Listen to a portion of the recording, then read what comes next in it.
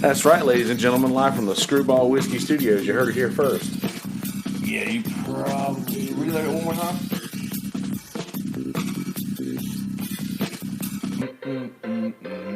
That's a nice little tune.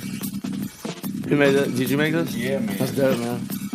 Yeah, whenever it shows up, it'll be right there. You might just have to wait a second and click reload again, but then before we go live for real, ladies and gentlemen, on the audio, introduce you to Brother Will Ness. What's you up? guys know me. Y'all know who I am. Copy link copied, and now I can inbox you that right there. Yeah, that's cool. I'm still not saying it. So you're saying I'll be able to see us live on this screen? Yes, and also there's a live chat that some of my subscribers will just chat live with us. So I just dropped that to you. Awesome. Yeah, I made this a long time ago, man. Like on my old Mac, like the first Mac I ever got. Yeah. When I first got my Mac, I was just like, and I didn't have like strong internet. You know, this was still in like dial-up internet days. So I was just messing around with the programs on the actual computer a lot, and that's when I started messing with GarageBand. Like, I was making these things with it before I even realized I could record with it. Yeah, yeah. Live right now with Will Ness. Yeah, baby. The great and powerful. I don't know about the great or powerful, but I'll take it, my friend.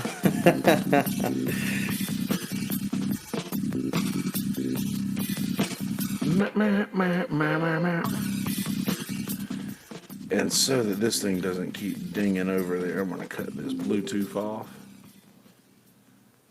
All right, now you get to hear all the sounds of the wind. The sounds of the wind. Sounds of the wind.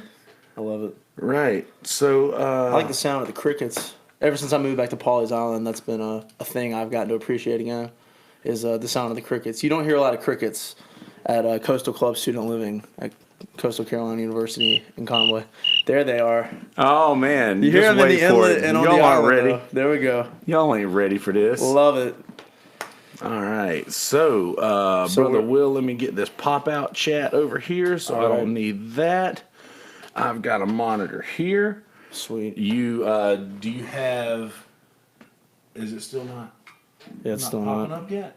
Huh. No, sir. Wonder why that is. We have two watching, so it's public. Public. We got 2 people watching. What's up, 2 people? How y'all So doing? 3 people watching. 3 what? people. There we go. Shit. Love it. Love it. But yeah, like I said, once you get it,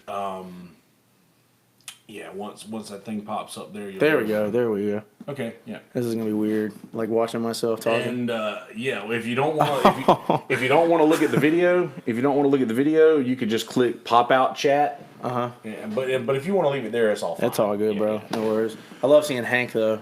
Oh, Hank. And the Smitty did that painting. Oh yeah, Yeah. Dude, Smitty is a badass artist, man. Yeah, he is. He really is. He's doing a lot of cool shit. I wanted to go to Jerry Fest yesterday, but it was like I had a gig today and a gig Saturday, and Sunday is kind of like my Zen day, you know. I wish Sunday could be my Zen day, bro. I just got a church job and I've been playing and then got a. Where are you playing? Actually, Connor Mills and we got a gig at the Resurrection or the Church of the Resurrection, and Dude, it's great. I love going to church and praising the Lord and all that, and getting a little paycheck to do it. It's nice. It really is. Ain't nothing wrong with that, man. That's where I started. So audio folks, you're just now catching on with us.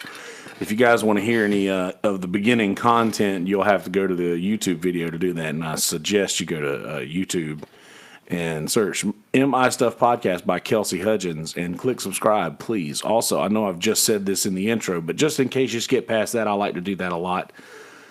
please go to mistuffpodcast.com. And just in case something happens and you have something to do, Brother Will Ness in the house. How's it going, Brother Will? Where can the folks find you on social media, real quick? You can find me on Facebook, Will Ness Music. You can add me as a friend. I honestly post more on my personal page about music than on my music page.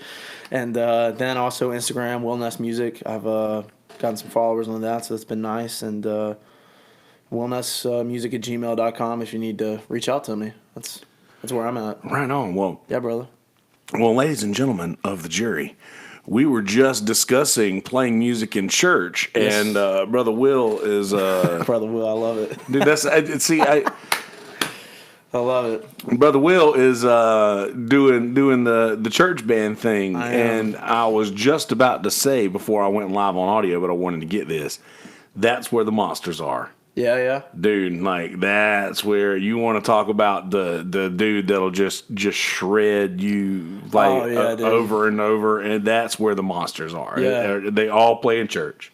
Well, that's the best place to be, I suppose. So you are amongst giants, my friend. There that's we go. That's where I started, man. I graduated from a Christian school. My dad's very almost a pastor. Yeah. And I grew up doing church music. That was, and even down here, one of my first jobs was Ocean Drive Presbyterian Church in North Myrtle Beach. Yeah, that's awesome, man. I grew up in church as well, playing in church, and my interest in music period got started with Christian and gospel music. One day, my mom brought home the album Declaration by Stephen Curtis Chapman.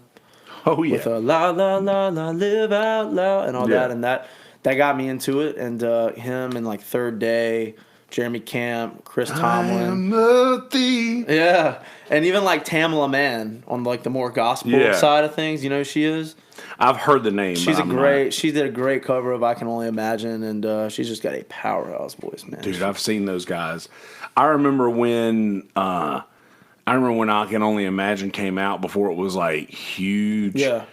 That those guys were going around playing at churches for love offerings. Dude. Yeah, dude, for gas and a meal. Dude, seriously, they would show up and play for love offerings. And for those not familiar with that, that means that a band would show up to a church and the church would pass around the offering plate, and just whatever they raised was what the band got paid. Yeah. That's just that was a big deal back in the day, man. I respect that a lot because I don't know if I could do that right now. To be honest with you. I don't know if I could do that. Well, we're spoiled in this area we are. Because we and I've talked about this to just about all the musicians that I've had on the podcast, is just this area is so much different as far as working musicians being able to get paid a decent wage. Yeah. Here is unlike a lot of other places. Oh, absolutely.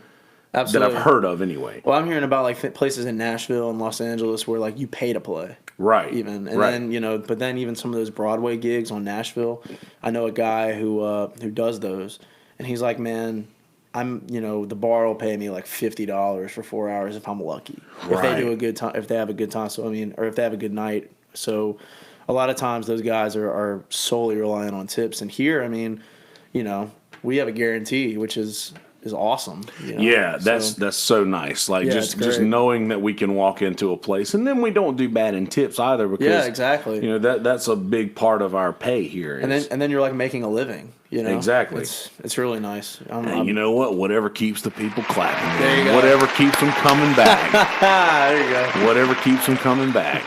So I wanted to talk about one of the podcasts I watched was Trippy Gang. Yeah. So I know all those guys. I love those guys. I went to high school with those guys: Vincent Davis, Donovan Sindab, Matt Holtzclaw, and I think it was it Tremo? But Mo Drayton. Yeah, he was on there. So here's a story. When I was a little kid, I started playing music, but then I was an athlete in high school or late middle school, early high school, and then music kind of got my heart again. Yeah. And I have to give really Vincent and Matt credit, because part of me getting back into music was me being friends with those guys.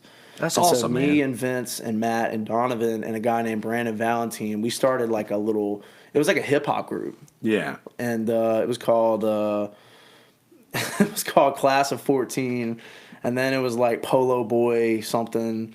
And it was a lot of fun, man. And we would go like in Vincent's dad had like a little studio set up in his house in Pawleys Island. Yeah. And it was kind of like just like a little, it was like a giant walk-in closet. Yeah, because his dad was like a legit rapper in the area back in the day from what he told me. I remember we talked about that in the podcast. Yeah. So, you know, we were really good friends and we hung out all the time and got into all kinds of trouble, but we were always like in the studio and, you know, making music. And I mean, none of us were really good at that point, but it was really just about the love of it and practicing it and practicing, you know, songwriting and, you know, being in the studio and just, I think also practicing that part of your mind that's always like as a songwriter, you're never not writing. Like you're always writing. Absolutely. It's always moving. You know, it's like a conveyor belt. You know, of constant thoughts. And even when you're dry, you're still going. Like even, you know, I'll pick up my guitar or sit at a piano and I'll, you know, a lot of times the chorus kind of comes first for me. Yep.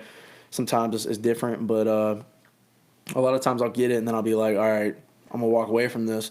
Go on a walk or just go about my day, but always constantly in the back of your mind, you're thinking always about rattling it. around. And then you're like, oh, there's that line. There's that line. You pick up the guitar, you know, 4 hours later when you get home from the gig, right? And it's there, you know.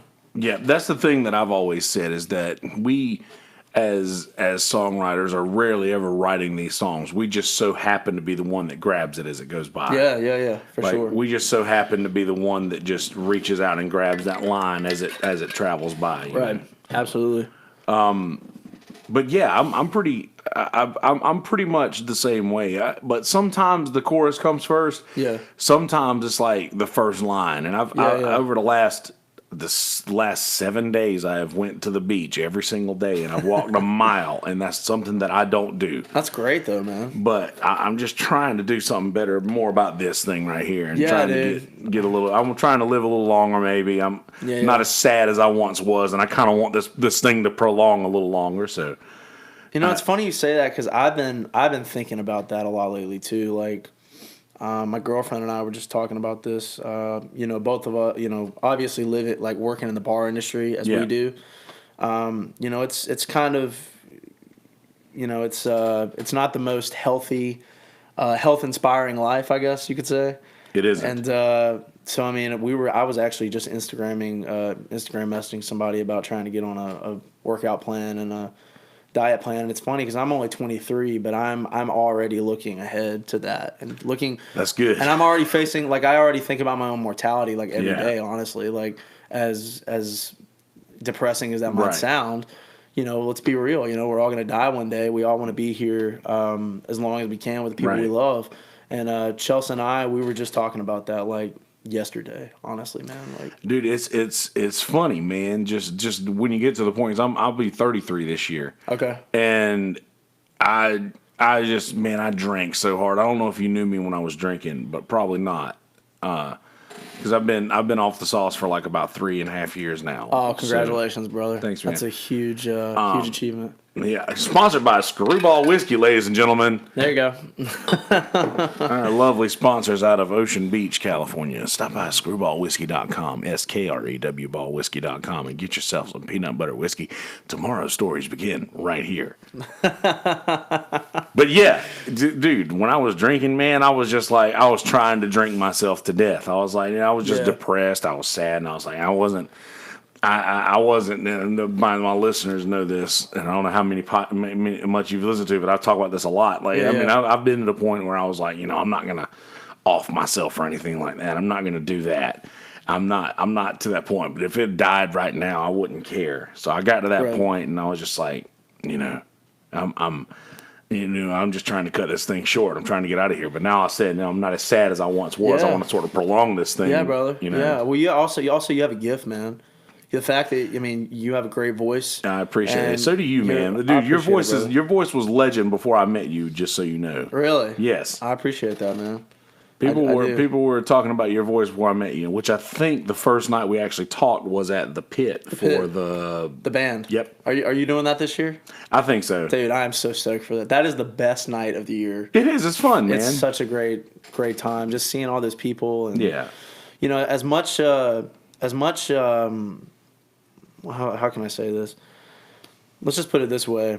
Everybody who there's a lot of good people in the music scene. Yes, there are. In Myrtle Beach, Myrtle's Inlet, Pawleys Island, this whole Grand Strand area. And a lot of them show up at that, you know. And I think Doc Simon's really, I mean, there's a special spot in heaven for him. Just because he started that, man. Just because he's 1,000%. Bringing people together for one night to celebrate an awesome catalog of music with one of the greatest bands of all time. Right. But then just also bringing us together for us to appreciate each other and make friendships, you know, because we all see each other in passing. Right. And we all see each other online with the gigs and stuff. But I think it's really important that we all know each other personally. Right. Because, you know, the truth of the matter is I don't really have a lot of friends that I see a lot that are in the scene. Like, I think Connor might be the only one, and my friend Rory, John, Zach, we talk a good bit. But, like, I mean, a lot of guys who, like, really, like, hustle. Right. Like, they don't have time for friends. We don't have time for friends. We don't have time for it. Like, a lot of my friends are people that I knew, like, before all of it. And so it's really cool to, like, sit down and, like I can't wait to, like if we start playing songs here in a little bit to hear you. And obviously, I remember, so I got to tell you something, and you're probably going to laugh. Uh-oh. So I was a senior in high school, right? And I remember I would play at the Pit sometimes. I had a band called Project 9 with a guy named Bryson Grove. Do you know Bryson? Sounds familiar. And William Caswell and a couple other buddies. And we would play there sometimes, but we would always hang around the Pit. Yeah. So we were there a lot. Like, we would rehearse, and then we'd like, all right, let's go to the Pit. Let's get a burger, and let's listen to whoever's playing. And I remember one time, you were there. And I remember it was you, it was Smitty on the little conga. Is that what it is? The djembe. The djembe. Yeah. That's what it is, my bad. And I think you guys play with one other guy, too, sometimes? Yeah, Adam. Was it acoustic player or an electric player? It was acoustic, yeah. Yeah, that would have been Adam. So that was like the Cornbread Trio? Yeah, that's the original three. So I remember... This is so bad, man. I remember requesting Slow Dancing in a Burning Room by John Mayer, you playing it, you killing it. Oh, right on, man. And then, I love that song. And then I didn't know at the time, because it was before I really started playing, I didn't know at the time that it's like kind of rude to like request 2 songs back to back and not give a tip. So I requested another one, and I remember you looking at me like, man, who the hell is this guy right here? I'll never forget that, bro. Wait, no, what was the song? Because that might have. I think it was like, I think the one you played was Slow Dancing in a Burning Room, and then I think I requested another John Mayer because we were like super into John Mayer at that point. And, I'm pretty sure I probably would have done that. You did. You played it. I love John Mayer. Yeah, I just remember like I just look like that, man. Yeah, man. I just look that way. I just remember that, man. Like, I swear it was so funny, but I remember thinking, I was like, man, like, I want to get where these guys are at and be playing here, because I think you guys, like, I saw you guys there more than once way back in the day. Oh, like, yeah, we used to play there a bunch. Now, I definitely was drinking then. Yeah. Yeah, dude, we played back there a bunch, man, back in the day. Yeah, dude. We got to a point, though, to where our calendar was getting full early on in the year. Yeah. And we wouldn't have room for a lot of those dates at places that we like to play like that until like later on in the season, because most of those places, just once you do this thing for a long time, you'll realize that if they don't, what up, Paperwork in the house, P-Dub watching? How you don't got no wrench? Let's get him a wrench. But no, yeah. Once the longer you do this thing, the like earlier in the season your calendar fills up. So like once other places, will come and say, hey, we want this band on these nights. Be like, well, we don't have any of those. What's going on at ESPN, bro? Mike Fodenevich went 2 for 5 with a 6. Okay, so we picked him back up from Gwinnett. Good, so he can throw the ball for somebody to knock 4 home runs off of. Jesus, the Braves are killing me, man. We're doing really great. Vegas has got us at 1,000 at plus 1,000 to win the World Series, but that's fine. We're not talking. We're not going to go down that road. I don't know a lot about baseball, to be honest. I'm kind of a basketball guy. I hear you, man. It's going to be an interesting season to watch with Zion in New Orleans, man, and whatever's going on in L.A. Dude, the NBA, it's going to be a great season. The NBA I really haven't been paying attention to the NBA. Some of it because I, have been really busy. I was in school, I was playing these gigs, and I didn't have a lot of time to really pay attention. Yeah. But I always would listen to like the podcast and listen to like Undisputed and First Take in the car, and but I remember thinking, man, I'm getting bored with this because every year it was Cleveland, Golden State, then LeBron left, then last year was kind of an outlier, but I'm really excited to see what happens, man, because like the whole league just changed. Yeah, I mean, you got Kawhi and Paul George with the Clippers. Right. You got LeBron and AD in LA, and they just picked up Danny Green from Toronto. Jesus. Which was a really underrated pickup. Yeah. And then, Golden State has a lot to prove. Dude, the whole NBA is going to be right there in that little, pocket. Dude. It's exactly what just happened is exactly what needed to happen. The entire league needed, and then KD. And see, it's so crazy because KD. I didn't even mention KD. He went to Brooklyn with Kyrie. Right. That's how much stuff's going on that I forgot about that. You know what I'm saying? What's crazy is I wonder if LA got pulled out in that lottery and they were just like, this just can't happen. I wouldn't be surprised, bro. If they were just like, this just can't happen, and then they pulled the next name out, and it was like New Orleans, and we're like, okay, that's the one we're gonna go with. Well, I felt bad for the Knicks, man. The Knicks too, man, you know what? They wanted Zion so bad. They can't catch a break to save their lives, man. With the whole like Carmelo fiasco and all that stuff. Like he was supposed to be your boy. Yeah. And he don't do the Knicks. And I was always a Knicks fan because of Patrick Ewing, man. I love Patrick Ewing back in the day. I picked him on Space Jam. Well, he was my favorite. He shouldn't have missed that layup, bro. Who was that against? Was that against Detroit or Indiana? I don't know, man. I forget. I just know he missed a layup and Will Ness rock, says Beth Ness. Oh, that's my mom. What's up, Mom? Oh my God. Mom gets a wrench. There we go. Mom gets a wrench. But paperwork. Oh, Pepper. Oh yeah, Pepper. So I don't know if you know Pepper, but she's now officially Paperwork's manager, and she works up at House of Blues, and she's a super awesome person. I just want to give her a shout out. What's good, Pepper? What's up, Pepper? Peppermint patty, peppermint candy, Pepper. When you was talking about Pepper, I thought you were talking about the white boy reggae stuff. Oh, no, I don't know about that. I don't either. What's up with that? I don't know, man. I don't mess with it. So, man, so tell me about songwriting, man. What's going on in your creative universe right now? You said you're working on an album? Yes. I've got an album called That Way Lies Madness that's just pretty much about, it's a compilation of songs that I've written over the course of, like, trying to get sober from alcohol and then trying to get sober from the drugs that I picked up after I stopped doing alcohol. Right. And then just a long, strewn out process of that, and a lot of thoughts that I've had, and a lot of very personal songs that I had that just won't work for the band setting. And I've just been sitting on them forever, and I was doing nothing with them, and I'm just sitting here all the time with all this recording equipment, and I felt it foolish not to do something about that. So is this like your Luke the Drifter type stuff? Yes. That's awesome, dude. Yes. This is 1,000% my Luke the Drifter. That's awesome, and most of this record is written from the viewpoint of a guy who lives on a farm around turn of the century in Oklahoma. Like, I don't know why. I don't know why that's where it ended up. I don't have family in Oklahoma. I don't know anything about it. So you're writing a record from the perspective of that character. That's awesome. Sort of. But I don't feel that way. I feel like something else is writing it from within me. Like there's stories in these songs that are specific, and I don't have anything to equate that to in my own life. You know, like you have no reason why you should be writing those tunes. That's right. That's awesome, man. And I don't know why they're coming out that way, but they are. So. But yeah, I've been doing that a lot lately, and most of them just end up being poems because I don't write with a guitar. Really? Yeah, I write words first because I don't want to be because I'll end up. I like Jason Isbell and John Moreland a lot, you know, and they play simple guitar. Yeah. Their chord progressions are simple, you know. Yeah, and they American chord progressions. They don't let the music get in the way of the song and the story. Right.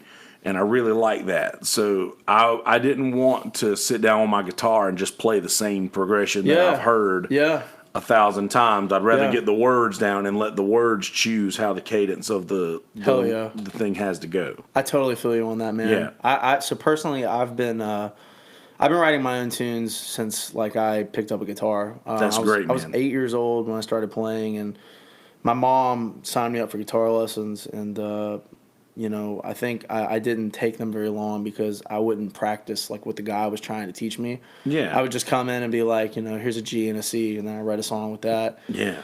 So I started doing that, and then, the whole break happened through high school, but then picked it back up, started writing again with guitar, and then also to tracks, with those boys in Trippy Gang. And so then, we kind of went our separate ways, and I kept doing my guitar, and I try to write at piano sometimes.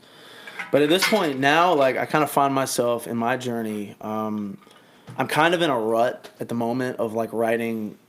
Well, maybe I'm not, but I feel like I'm in a rut trying to write alone right now. So I've been doing a lot of co-writing, trying to figure that out. And, on the other side of that, Nashville is something that I've been thinking about too, trying to move there, trying to get into that whole wild goose chase of, maybe trying to do a publishing deal or get a publishing deal. And when you do that, obviously you're co-writing with people all the time. So I've been co-writing with a buddy of mine, Rory John Zach, and co-wrote a tune with Brad Long the other day. Co-writing with a guy named Sean Bilton down in Pawleys Island. Yeah. And just trying to practice it. And, it's a really... Co-writing is like a really cool thing. It can be a really cool thing. Because it's like you're just kind of throwing, crap against the wall to see what sticks. But then, when you find what sticks... it can turn into just, all right, here's one line, and then the other guy spits out another line, and then you spit out a line, and it's just like, it's like an exchange of energy, and it's really cool when you. Yeah, that is interesting. Sometimes it's kind of like fishing, you're just kind of sitting there, and but that's the amazing thing about these writers in Nashville. They're just, they walk in, there's you might not have never met this guy before, but it's straight to business, and it's like, you can get a great song written in an hour, and I'm trying to get there. You know what I'm saying? That's really why I've been trying to co-write, and just to get there and practice that skill, but also for that experience. Yeah. Now, I wonder, is the Nashville what makes you want to do the Nashville thing? What makes you want to go there? So a little history. Okay. When I got out of high school, I went to Belmont University. Okay. In Nashville, and I was in the songwriting program there. Okay. But I was only there for a semester because it was just a lot, an 18-year-old kid, and I definitely have like some anxiety and stuff like that. And, oh yeah. I was that comes with a musician, I think. Yeah, and so I was a long way from home. I was also dealing, if I'm being totally honest with you, I was dealing with a long-term toxic relationship with a girl from home. And when I left, we were together. And then, of course, I get there, I move in, and 2 weeks later, she's like, all right, I met another guy, peace out. Yeah. And so that was really hard for me to deal with. Oh, yeah. That's the best writing fuel, though. It really was. But so I came home, and a lot of people looked at me funny when I did. But I think that it was the right move because I came home, and I became the person that I was supposed to become. Right. And I grew as a man, but also as a songwriter. And I got a job. Every day I was working at my job, I was listening to the radio. And we were listening to one of those stations that has everything from like Jim Croce and Dylan to like the Beatles and the Eagles and the band and Ray Charles and that kind of music. So I kind of learned. And then sometimes they would change it to like 97.7. So I started to get an idea of like, what is a great song, but then also like... what do people like today? Exactly. Right. And what are the rules of popular music? Yeah. Not that that's even important in what a good song is, but for like what I want to do, I feel like I do want to go and I do want to have a career writing songs with people who are famous and who maybe one day become one of them. But that's certainly not my end all be all. Like if I stay here and write and... play my gigs, and continue to grow as a person and as a musician. Yeah, I know that that's a great life. Right. But I also I'm curious, and I have a desire to take that next step and go from playing, cover gigs as my job to writing tunes and playing original shows and doing that for my job. And I know that that's a huge step. And a lot of times especially lately. You try to balance, everybody says, go for your dream, do your dream. Right. But then on the other hand of that, it's like, I have bills. You know, Oh, yeah. and you have the reality of it, and I look at it and I say, well, I'm already blessed enough because I get to make my bread playing music, Right. you know, and like living, you know, in Pawleys and Merle's Inlet. I mean, you know, there's some expensive places, but there's some places that you can get by, you know, and make a living and make rent and, you Absolutely. know, and have a good life. And like, you know, lately, like I've been doing a lot of fishing and I've been trying to do other things besides Yeah. music to stimulate, I guess, my brain and try to, I guess, re-energize my passion for not only music but like life. Because I Yeah. think that sometimes I'm not going to speak for you, but I think that sometimes I definitely get burnt out. You know, what I mean, Oh, dude. you're playing, you know, I mean, you're playing 10 nights a week. You know, you feel me on that? Like, dude, I'll go weeks. I'll go weeks without turning on any sort of music yeah, at all. yeah, Just silence. yeah. Just because I bro. get burnt out, but I didn't want to cut you Yeah, off. no, you're good, man. I mean, but I just like sometimes I do get burnt out with some of these gigs. Not that I'm not grateful for them. Yeah. I'm grateful for every gig I have. I'm grateful for all the people who hook me up with the gigs I have. You know, the booking agents and you know the bartenders who do the bookings at the bars. I love them, but Yeah. you know, it is. I mean, people come to Myrtle Beach, you know, because they want a vacation and they want to Right. hear the tunes they want to hear, and you know, I understand that. I'm not necessarily mad at that, but it's like I have a voice too. Like at some point, 100%. Sweet Home Alabama, that was an original tune that people didn't want to hear. Yeah. But then they recorded it, they produced it up, and it's a great song that, you know, people ask for every time I pick up a guitar. But Yeah. it's like I have my own voice, and I'm Yeah. significant as a human being as well. And my song, Right. you know, should be heard. It And should. I wanna chase that, man. You know, I'm 23.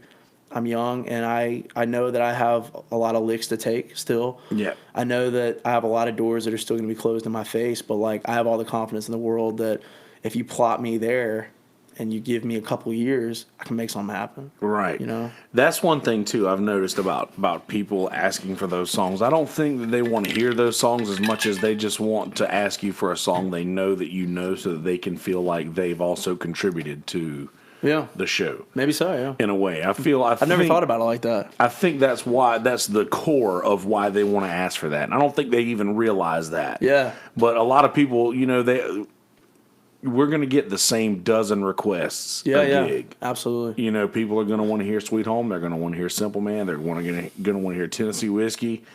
They're going to want the Wagon Wheel. Yeah. Or mostly like a Brown Eyed Girl. Yeah. Or West Virginia, like a Country Roads or something like that. They're going to ask for the same. They're going to ask for the same few songs over and over. And I think that it's. I actually have said this a couple times on the podcast that I think that people are just not so much interested in hearing those songs as they are just. I know that this person will play this song. Everybody else in the room will see me ask for this song. So if everybody else in the room enjoys this song that I've asked for, it's almost the same thing as them putting $1 in a jukebox and playing a song and seeing everybody's head start nodding. They feel like they've contributed to the room as well. Well, see, that's the core of my position. I don't want to be a jukebox. Right. I want to be an artist. Same here. You know what I'm saying? And it's like, again, I'm not complaining about it because I could be, you know, working some other job that I didn't want to work. Yeah. But you know, there is a fire inside of me, but then at the same time, it's balancing that seesaw of you know, I got this fire inside of me, I got this passion. I know it's going to be hard. I know it's going to cost money. Yes. But then there's that other side of it. It's like, well, I could stay here, I could grow where I'm planted, and who knows what will happen. You know, so I'm still trying to figure things out on my end. I know I'm not going to move like. Probably not until next spring, but if not then, maybe after the summer, because I mean, summer in Myrtle Beach, I mean, dude, you can't dude, and it's turn down the money. It's free money, man. I mean, we get tired of playing, but it's like, dude, you go play a gig for 3-4 hours. Yeah, And you do what you were going to be doing rent. at home anyway. Yeah, bro. I mean, it's like, you know, it's just. But I got a question for you. Has the gigs? Because I mean, you've definitely hustled, right? Oh yeah, you hustle. So Scott hustles and I just go. Yeah. So I got you. So I mean, has playing every day these gigs, has it ever taken a toll on your passion for it? Yes. Absolutely. When it got to a point to where, and I had to have a talk with Smitty about it, because me and him play together, and Adam really doesn't care. He'll do whatever. Yeah. But me and Smitty had this talk one time on the way back from a trip we did to Boone, and I was like, bro, if we have to keep doing these same few songs that we're doing, like, I'm gonna lose my fucking mind. Forgive my French, excuse me, but you're good, dog. But like, I'm gonna lose my mind if we don't change this up. Like, and now we've got to the point to where, you know, if he's pretty good about keeping 5 or 6 songs on like a mental tally that he can pull out at any time when we don't know what to do next. So we don't make set lists or anything like that. They're pointless. They're pointless. Yeah. And he's pretty good about that. But like, I've like gotten to the point where I'm like, dude, we're just gonna have to do different stuff. We're gonna have to keep this thing changed around, or I'm gonna lose my mind. I can't do this anymore. So we started getting to the point to where we would start off every gig by saying, we're cornbread. Anything you want to hear, feel free to holler it out. I'll tell you what we're not going to do. We're not going to do Tennessee Whiskey. We're not going to do Wagon Wheel. We're not going to do those songs that you can hear on the radio on the way home. I said, if you want to hear any of those songs, you can go to any of these bars around this area. Yeah. And I guarantee you that you'll find you a band that'll be happy to play it, but that ain't us. Dude, I respect you for saying that. And I do. I respect you for that. But see, that's the thing is, and I'll even say it just like you said. I have a voice too. Yeah. That's me here saying, like, guys, I understand that y'all might not see me a lot, but I do this thing every day. Yeah. So I have to keep it interesting. I have to keep this thing interesting, or I get bored. It's about you too. It's not just about them. Right. Once I get bored of something, it's over. Like that, it's over for me. Once I get bored, it's. So Scott doesn't mind that you like say that on you say that on his gigs? Yeah. And he doesn't care. We've been with Scott for almost a decade now.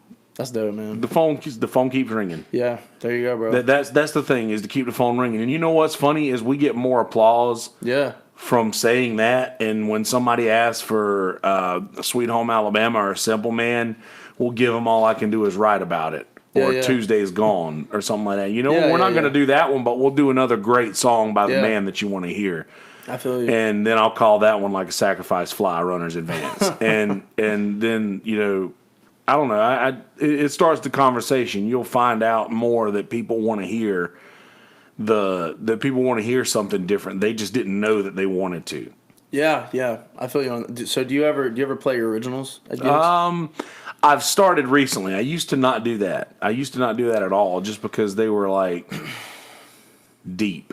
Yeah. Like very deep. And I felt like for me to play my originals that are kind of, you know, my originals are dark. They're dark, it sort of would bring down the vibe. I wouldn't be doing my job correctly if I were to play a lot of my originals, just because my job is to keep the room at a certain, you know, homeostasis, and I would not be doing that with my originals. Well, I play my originals at all my gigs. I don't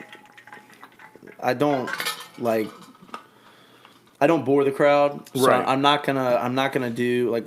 There are venues that I will play an entire set of originals. Like one is Island Bar and Grill Surfside. Oh yeah. I don't know if you ever played there, but that is a awesome place to play. Brandon Bouchard has opened the greatest bar, in my opinion, on the face of the planet. I love playing there. They've got a great following of locals, and some of my first like fans have come from there, and they'll follow me around some. But every time I'm playing there, I'm seeing the same, 20 to 30 people, and they'll hang out all night.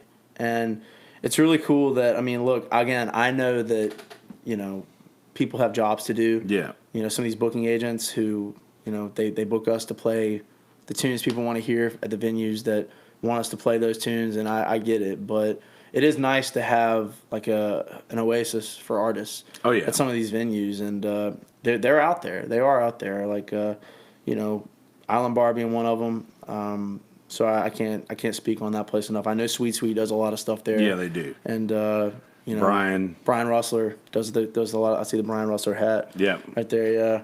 Shout out to him, by the way. To what a local legend that Dude, guy is. Huh? Brian was the one that put me on in the very beginning. Really? Like, he used to host this open mic at a place called the Living Room. Yeah. In Myrtle Beach, and when I first came down here in 2006, he was the man back then. You know, he was what he is now back then. You know, he's always been that. Yeah, he's a legend for sure, man. He's just such a connoisseur of original music, and you know, such a good brain. Yeah, and such a supportive human being too. He really is. I mean, he'll keep it real, and like he'll call a spade, but I mean, just like I've known Brian, we did a writers round. It was me, Brian, and I think it was Alex Lawson or Craig Kiefer at the Polly's Island Tavern when I was like 17 or maybe 16 or something, and you know, I met him there, and he was just the nicest, most down to earth guy. He really is. He definitely, I remember that day. He definitely, we had a conversation. He said a few things that were like way over my head. He's a really smart guy. Yeah, he is. Super smart, intellectual dude, and I respect him. I respect him endlessly because he's one of those people who put me on as well. Yeah. And encouraged me, and you know, even my originals were terrible. He was just like, man, just keep writing, you know. And I remember him telling me the fact that you can put a whole song together, even if it's not that great, the fact that you can put a whole song together, like knowing the process is a lot of the work. Yeah, man. And then at that point, it's just repetition, right? You know, it's you know, like I've got songs that I wrote the first year that I really started writing. Yeah, and I've still got a few of those songs that. I was one of those guys. So when I was 18 or 19 years old, I graduated high school and recorded this solo out EP with like 5 songs, and I paid too much money for 5 songs, man. It was like $1,500 for a 5-song EP, and I have a story like that as well. And yeah, it was just $1,500 for a 5-song EP, and I got like 250 copies of it printed, and just mostly gave the CD away because I was like, here's my CD. This is me in it. You know, this is me. I got my lyrics in the inside. That's a pretty cool moment, though, huh? Like, it was so. I was 19 years old, and it was so awesome. And a lot of folks back home, Bennettsville, where I'm from. Yeah, you're from the same place as Holtzclaw. Yep. Is that right? Yeah. Yep. He went to the same Christian school that I went to. He was behind me by a lot, but him and my youngest baby sister were the same age. I love that guy. That guy is a brother. He's good. He's great people. He's man. a good heart. He's got good heart, great man. people. And he's hustled too. Like he's put out, you know, like no matter how many like streams you might have or whatever, like to me, that's irrelevant. When you're out here and you're not like famous and you're not independently wealthy, but you're putting out content like the way he's been doing. Right. I respect that endlessly. The same for all those guys. All those guys are really strong about releasing content. And for me personally, like you were talking about when you released your album, right? Yeah. So I did a 10-song record called Heaven in Disguise when I was 19. So that was like 4 years ago, almost 4.5 years ago. And you know, I thought that, you know, I thought I was ready. I thought my songs were gold, and they weren't. And but I went and released, you know, this album thinking that it was gonna like, you know, be great. And you know, I mean, the quality was good, and the studio I went to was pretty good. I think they price gouged me, to be honest with you. I think they low key took advantage of me. So I haven't really. I've kind of tried to like stay away, but I've done some business with them in the past, like after that in the past, that even just reconfirmed that thought for me. Yeah. So at this moment, like, you know, I have my own little setup at home for like demos and stuff, but like for me personally, like I would like to go somewhere and, you know, record some demos with a guy who like knows what he's doing, and make my songs sound like, you know, stuff on the radio. And you know, because I know that I feel like my tunes, I feel like they're as good as anything on the radio. Oh yeah. But that's, you know, but it is at some point about, you know, especially in today's, you know, music industry, it is about like production. Right. And so I lack that, and I don't think it's that I can't do it. I just don't think I've had enough experience with it yet. Yeah. To be honest, and so I kind of want to go to a studio I want to make something that I feel like has the actual potential to like really move the needle for my career. Yeah. You know, I don't want to go to a studio and record a bunch of stuff and spend a bunch of money and then it sound like, you know, like any other recording. Because, I mean, even like the stuff that you recorded, the fact that you got a specific sound that you wanted speaks to your knowledge as an engineer, as a producer, and I respect that a lot. I appreciate that, man. And what I want to do, my niche, because I do want to work in, I guess, pop country music kind of thing. I do want to work with people who are on the radio and maybe one day be that myself. Yeah. I feel like I need to go to a place like Nashville and learn more about that and learn more about what goes into that. So at the moment, I just had a conversation with a couple people. I'm looking at you know, making a trip out there and just kind of hitting the ground and just hitting the pavement and just, you know, putting my ear to the ground and just learning, man. Yeah. And just picking up knowledge. And, you know, they say that like in Nashville and really especially in LA, I have a friend in LA, they say you can get some really good like demos done for like $150, $200 a pop. Yeah. And it's like, so I would like to figure that out, but you know, we'll see what happens. I still have much to learn about that, but you know, I'm really anxious to get out there and learn about it. You know, even just on like a week long trip. Right. You know, and just do that. And but I guess my spiel, the bottom line of it is like I just don't want to spend money unless it has real potential to move the needle. Yeah, you know? that's the thing that's kept me recording here for the last few years. Just because anything that I've recorded over the last few years, I've done it myself. We did a cornbread thing with Ed Dennis up in North Myrtle Beach, Atlantic Coast, and we did that for cornbread. But everything that I've recorded for myself, I've done right here. Just because I would get to a point to where if I were in the first few albums. Or the first album I recorded and the first few songs after that, I did at a professional studio right outside of Florence, South Carolina. Yeah, yeah. And the Fred Shaw, one of the greatest producers of all time. And I just ended up sitting in there and I would just spend an entire day on like one acoustic song with a lead track and a vocal and a harmony track.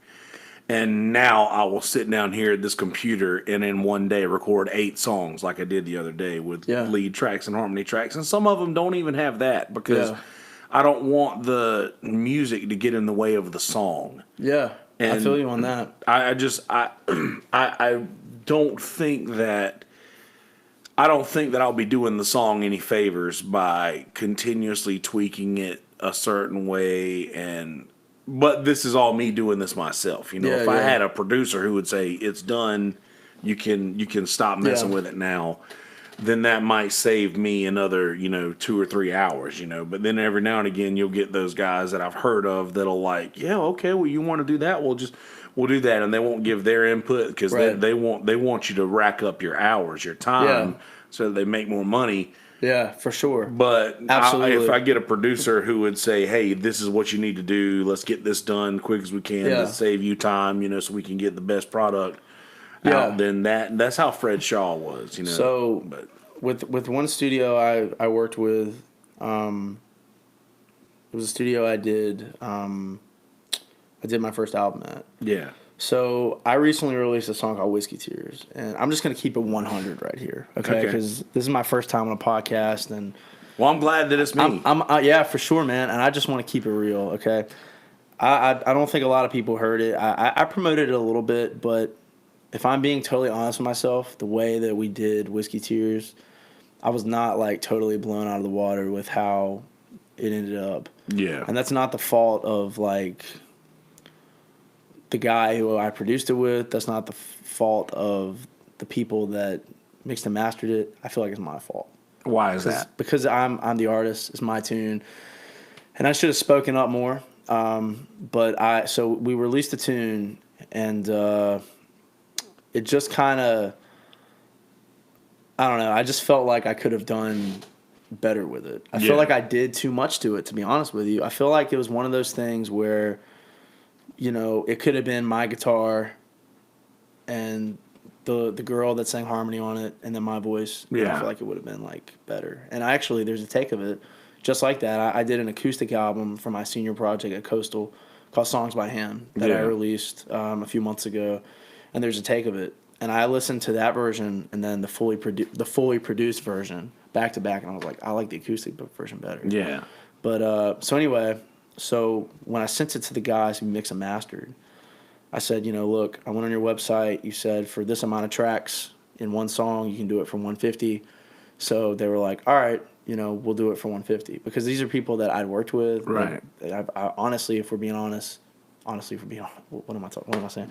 If we're being real, they made a lot of money off me. Yeah. Because I've been a return customer. Right. So we do it, and then they say, oh, well, something's wrong with the piano track. And the guy who I did the song with, his name's Tim, Tim Hardwick. Oh, right? yeah. Tim was the engineer on this tune, and Tim is a great engineer. Yeah. Tim does all his own stuff. And I feel like if something was wrong with the piano, Tim would have caught it. Yeah. So, but they were like, we can get a keys player in here, and, we can fix it in an hour or whatever. So I was like, all right. So the guy who played keys on it, his name's DeAndre Mack, he lives in Columbia. And at the time, he was in Columbia. So I said, all right, DeAndre, can you go to the studio for me? I'll throw you some cash, and, can you just retrack the piano? So then they did, and then they made like an extra like $100 off me. So then I released Whiskey Tears, right? Yeah. And it ended up being more than I thought it was going to cost. So I turn around, and I'm like, all right, I got another tune I want to record and release. So I went to Jam City in Myrtle Beach. Shout out to Daryl Cherry. He's a great guy. DC's great. DC's a really good guy, and super like outgoing and knowledgeable person. But anyway, I went up there. We recorded this tune, and so I think the way that we recorded it, there was something up with like the drum track. Yeah. But I didn't really like. It was weird because I didn't really catch it when DC sent me the track. Yeah. The raw, unmixed version of it. Right. So I was like, all right, I'm happy with this. Let's go ahead. I'll send it off for mixing and mastering, and then it'll sound great. So I sent it off to the studio, and it was the same situation. And the guy said, I will, I'm busy right now, but I'll let you know when I can get to it.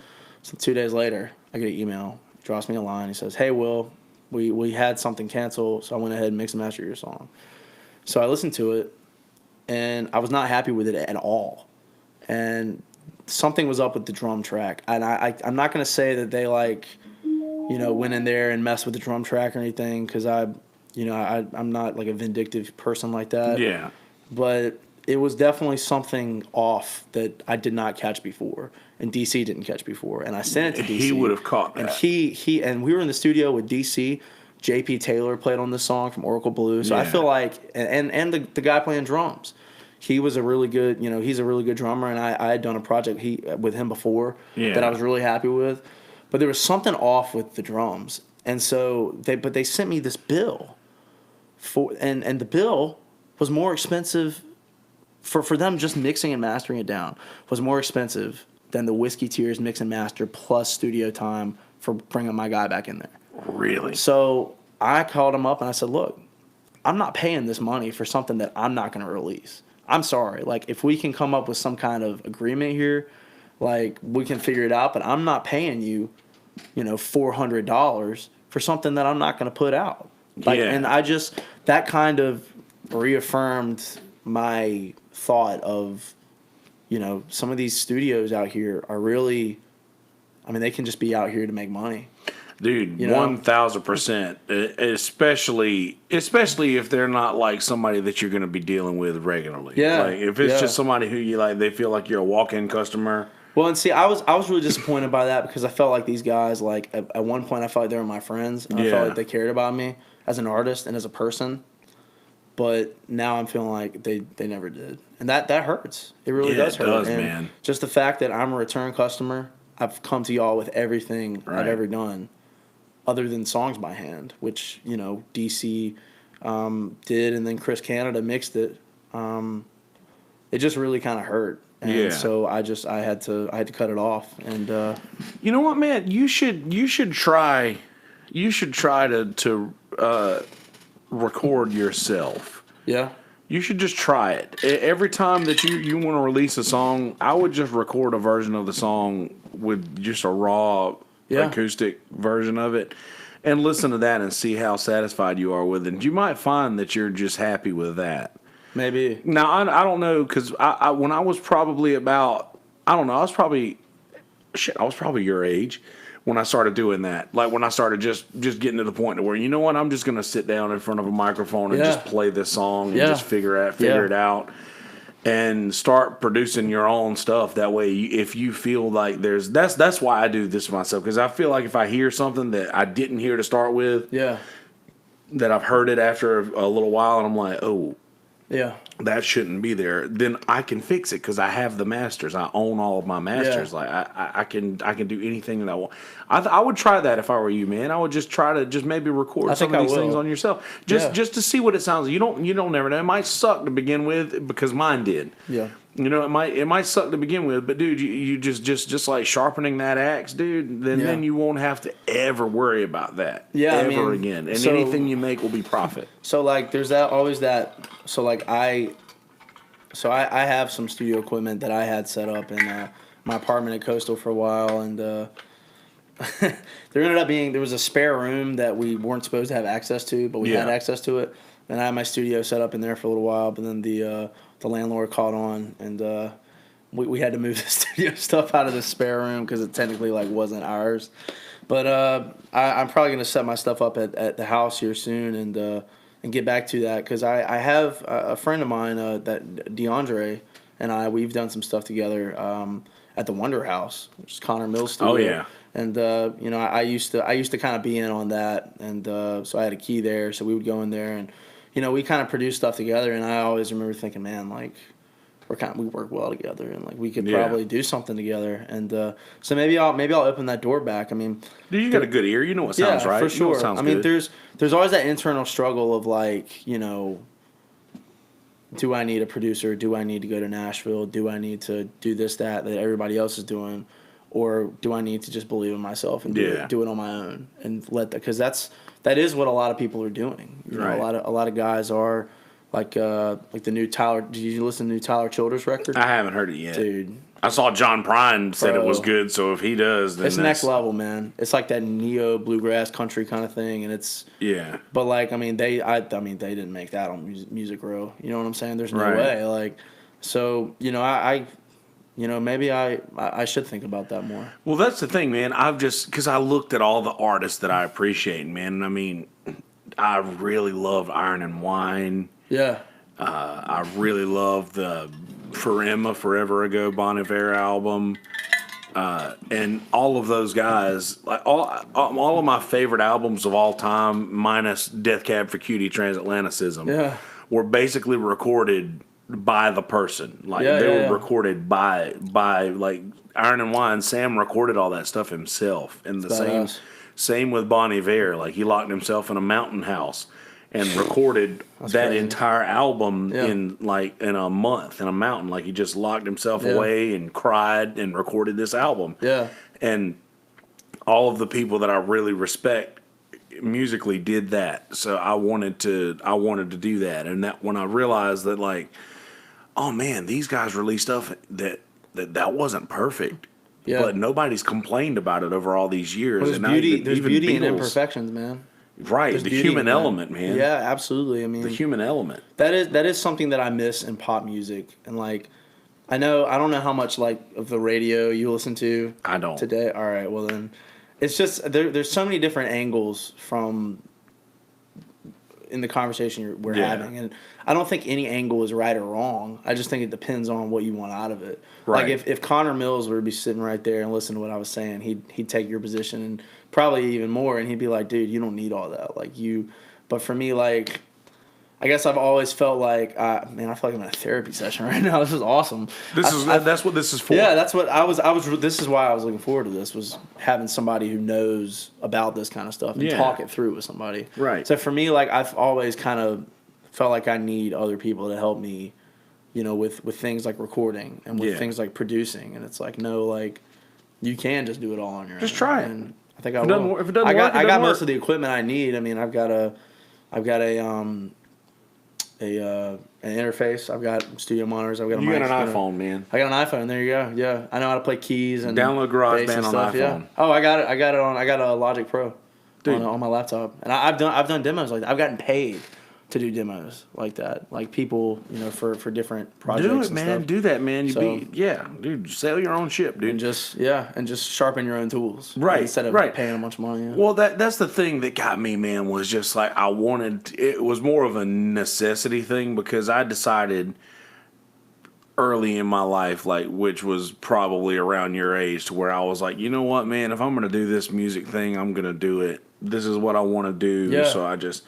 my granddad had passed away a few years beforehand, and my grandmother God rest her soul, had agreed to pay my rent. She hooked me up and helped me out, and she basically paid my rent for the first few years of me playing music. Yeah. And I just decided, you know what, man, after that, I was like, I'm just going to go for broke and do this thing. And I ended up bartending at Tito's and started just doing music full time and thinking, well, now I don't have any money, but I do want to document these songs that I have. So I just started, dude, I've always had Macintosh products. I've always had Macs. So I've always had access to GarageBand. Yeah. And, dude, it's just so simple. And if you use Logic and you're used to that equipment, man, you can get a good mix, man. Just do the same things that you've learned from going to professional studio sessions. Yeah. Just do it yourself. Well, I do that. I do a scratch track, and then even if you can track everything yourself, and then Right. send it to somebody you trust Yeah. to mix and master, and then just pay them. yeah, As opposed to having to pay for all of it. Yeah, Right. So that's a really good.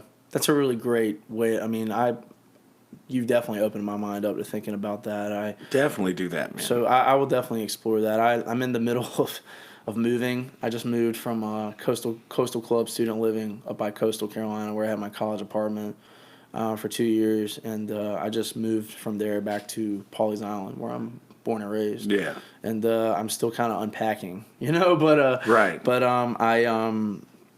there was I think my parent. I'm living basically in my parents' basement at the moment, and Dude, that's the best place to record, and man. There's a bunch of clutter in there. There's a bunch of my dad's stuff, and I need to clear out. But I have a little space in mind that I've been talking to my girlfriend about. That little corner right there, that's gonna be my studio. I just had a vision. I just had a vision of you 10 years from now explaining your favorite album ever that you've recorded. And you're like, yeah, man, I was living in my mom's parents' basement, man. I just got to this point, and had been jerked around by a couple of record companies, and then I just, I wanted to do something for myself, and I finally did it, man. For sure, yeah. I think that's how it's gonna go. I think I'll do that for sure, man.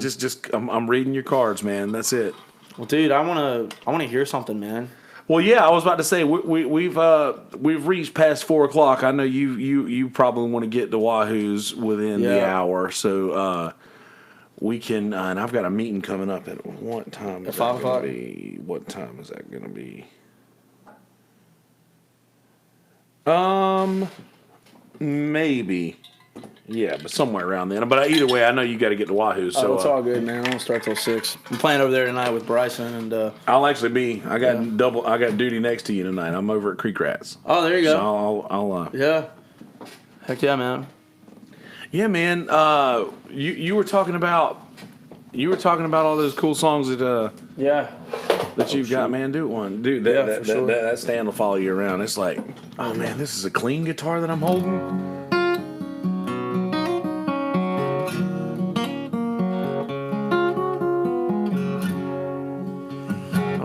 Play. All right, I'll play. Let me do a little. All right, so this tune is. Let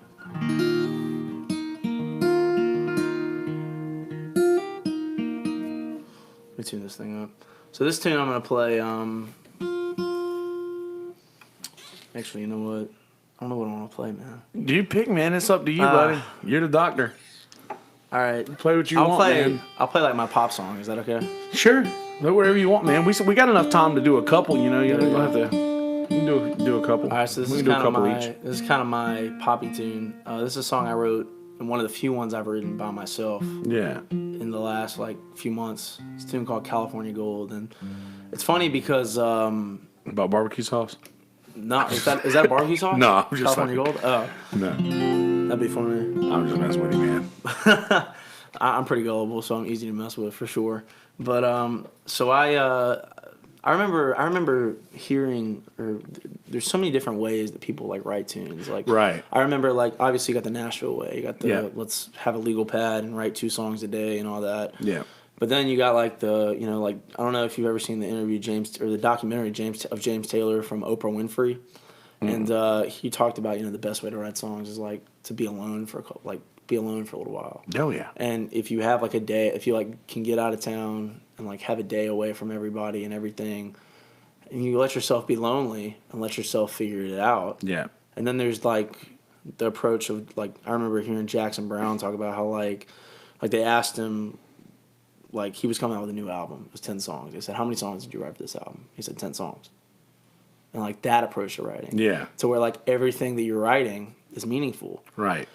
And I kind of feel like I gravitate toward that because, especially lately with the busyness, with the college, with the gigs, I don't have time for like throwaway. Right. And I do feel like my ideas have been at a good level and at a pretty open, higher level where it's like a lot of different types of things going on. Yeah. So, but this is kind of a pop tune I wrote called California Gold.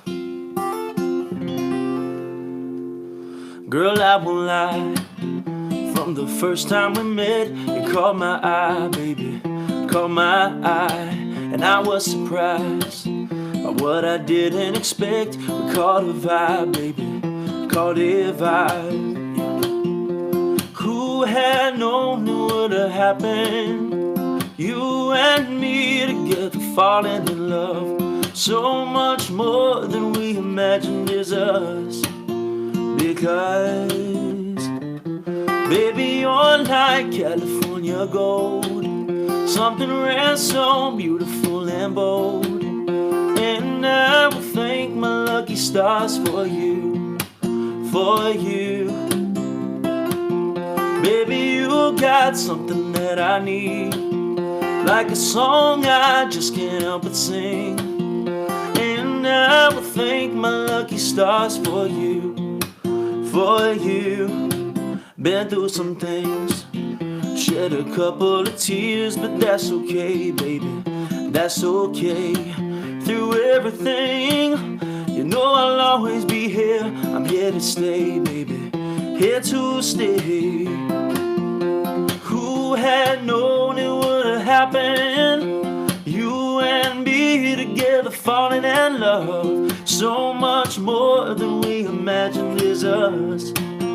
Because, yeah, baby, you're like California gold. Something rare, so beautiful and bold. And I will thank my lucky stars for you. For you. Baby, you got something that I need. Like a song I just can't help but sing. And I will thank my lucky stars for you. For you. Girl, we've been patient. The world is waiting. And I wanna see it all. Gotta see it with you. No hesitation. Just put your faith in me. And all I do. Baby, you're like California gold. Something rare, so beautiful and bold. And I will thank my lucky stars for you. For you. Baby, you got something that I need. Like a song I just can't help but sing. And I will thank my lucky stars for you. For you. For you. Dude, that's awesome, man. Thanks, bro. Yeah. So you do that. I like the slap. I do the slap too, man. Yeah, and yeah, also the slap's cool, you can tell that you play a lot of solo gigs. Oh yeah. Because you're doing the bass line as well. Yeah, for sure. Trying to like. I do that too, man. Yeah, I love that. That whole little like Yeah.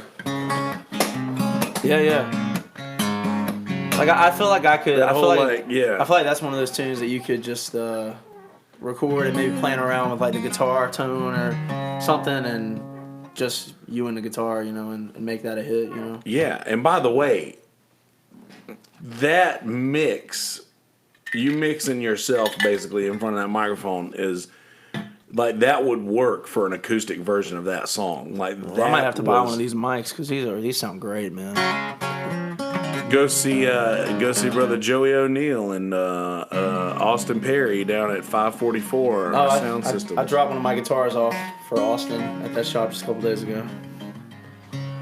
Let's see. I got a bunch of these songs that have check marks next to them. That means that they're recorded. Oh, dude, I've made lists like that. There you go. Yeah, man. Let's see. Let's see here. I got a lot of stuff, man. So I did a lot of writing right after I quit drinking, and my brain was in a. Can I borrow that capo? Yeah. My brain was in a dark place, and I was telling you about the.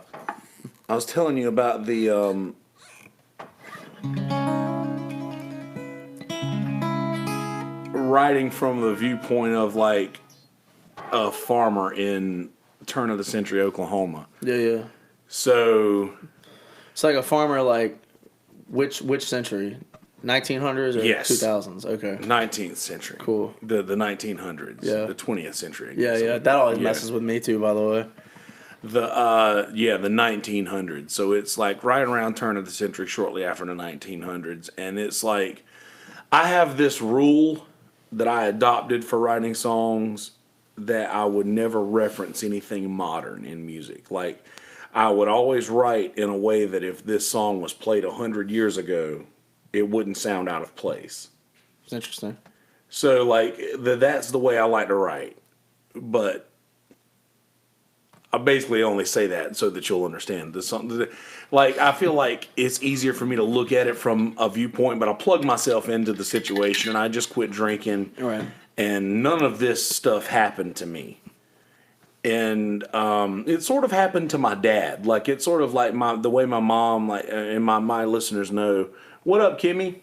My listeners know that me and my mom don't speak or anything like that. I mean, she left me and my dad when I was 2 years old and stuff. So I mean, my dad kind of had somewhat of this situation happen, but I added so much more to it. Like this is not like that's the only thing that can be close to accurate for this song. But this one's right. Called "It Ain't Mine." This is I listened to this on. Yeah. Would you rather hear one that you haven't heard? No, bro. I'd love to hear this one. I like this one.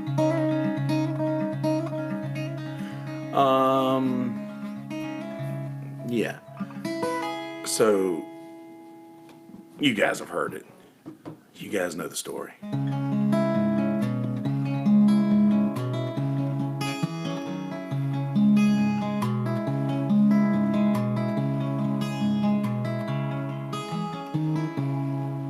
Well, there's the bed where they both laid and ripped my world apart.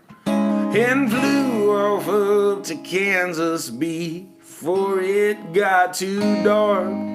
Well, I swear that if I see them in their graves, they'll both lay. But they're hiding up in Kansas where no one knows their names.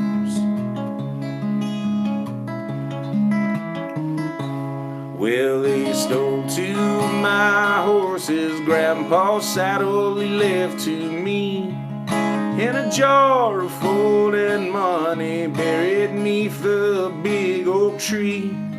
Well, I tracked them up around Tulsa where they hopped a northbound train, and I swear still if I find them, I'll make them feel my pain. Come hell or high water, good Lord willing the creek don't rise.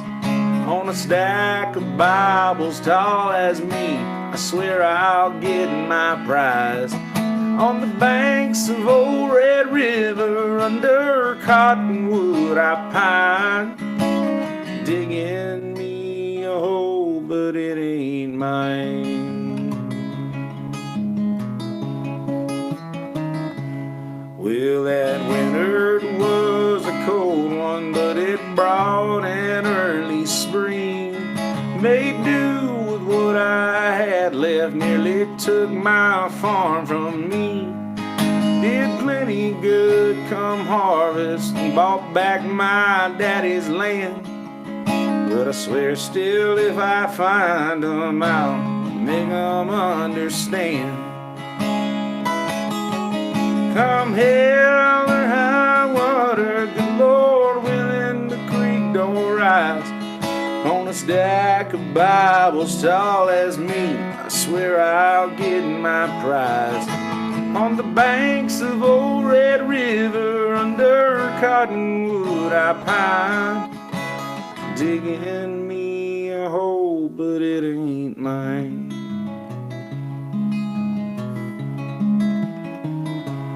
Well, I heard a man from Detroit's making horses out of steel, making easy work of travel. Now my word could be fulfilled. So I drove on up to Kansas in the pouring fucking rain. Didn't leave there till I found 'em. Now they're buried with my shame. Come hell or high water, good Lord willing, the creek don't rise. On a stack of Bibles tall as me, I swear I'll get my prize. On the banks of old Red River, under cottonwood I pine, digging me a hole, but it ain't mine. Digging me a hole, but it ain't mine. Filling up this hole, and it ain't mine.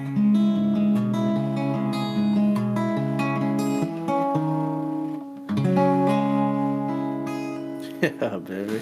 Something I like like that, dude. That is Something a like great that. song, man. Thanks, man. That really is, dude. And talk about the bass, like the bass lines you're coming up with and stuff, man. Yeah, that's.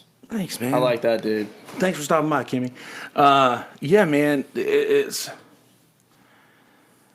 I don't know, dude. I really like that. And it just sounds like dirt. And I want the songs to sound awkward. Like, I want them to be like, to make people uncomfortable in a way to where they're like, Right. you know, I want that. So when you recorded that song, what all was on that tune? Your vocal, your guitar. Vocal, a guitar. I think I did a harmony track.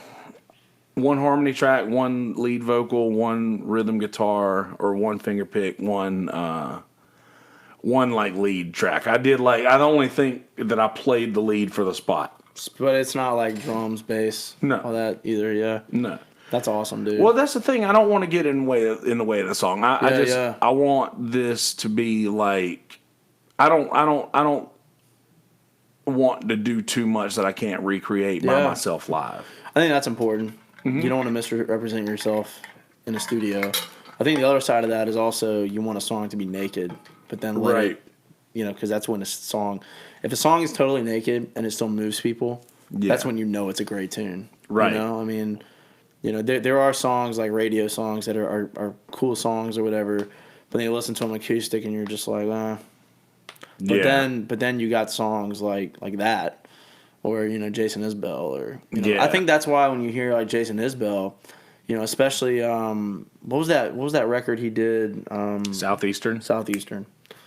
I mean, there ain't much production wise on that, man. And then Chris Stapleton as well. Right. He's another guy who, on everything he's put out so far, it's usually like bass, acoustic guitar, maybe an electric guitar track, his wife singing harmony and drums, and like that's it. Exactly. And, like I respect, like it sounds like he recorded it just in a honky tonk, and like I love that. I've stolen a lot. I've stolen a lot from those guys. Like I really appreciate I really appreciate the art of those guys that will just let it be. Just send it out there, and this is what we're going to put on it. John Moreland is another one. Let it be. Right, let it be. Just let it be, man. You're Beatles. Yeah, I love the Beatles, man. You like the Beatles? Yes, I do. So some of the guys who are like from the South and stuff, who are really into like country and and bluegrass and stuff. Have you not noticed what those 4/8 tracks up at the top corner up there are? Oh, there you go. Yeah, I see it. See, but a lot of what I'm finding is people don't like the Beatles here. Some people. Those people are idiots. I don't get that. Those people are idiots. If you don't like the Beatles, you're a dummy. I'm sorry. I'll say it. Oh, shoot! I've said it to people's faces too. I'm just like, how can you not like the Beatles? Like, right. They're so good. Like their song. Like talk about songs that can just stand. I mean, not only stand alone, but stand the test of time. I was just about to say earlier when we were talking about like people who let things go. Like I listened to a lot of the Beatles catalog, and I'm just like, dude, this is like a mistake that they left. Yeah. But like in Your Blues, when John's voice breaks awfully bad, or not Your Blues, but I Want You, She's So Heavy, when his voice just breaks. But it is perfect. It's perfect that way. Absolutely. Sorry, man. I ate some Moe's barbecue earlier, and now I'm burping. Dude, I've been Shout out to burping Moe's all. barbecue, by the way. Great I ate a spot. banana. By the way, I gave a proper description of how to open a banana on Instagram earlier, Facebook and Twitter.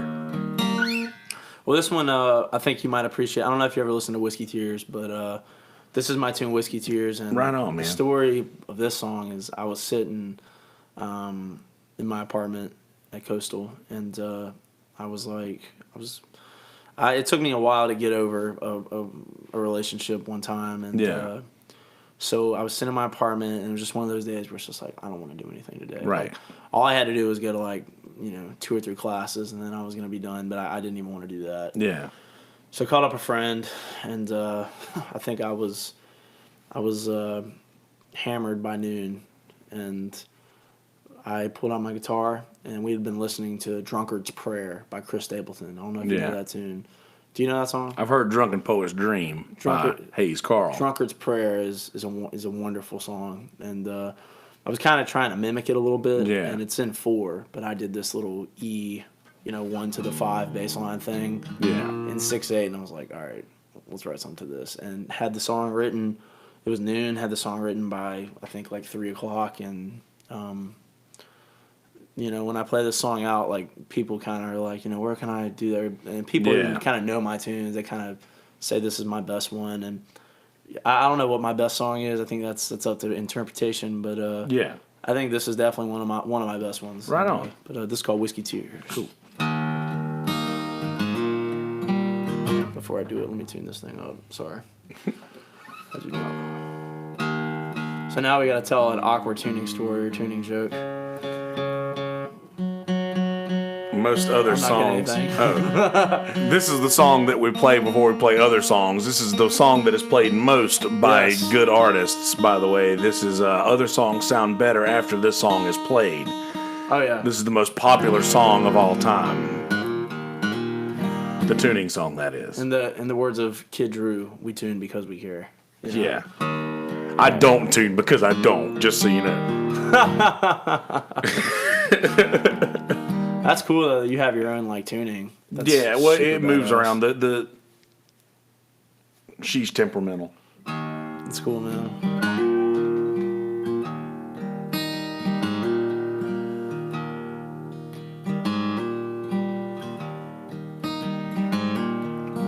Noon on a Tuesday, a bottle of Jack on my desk.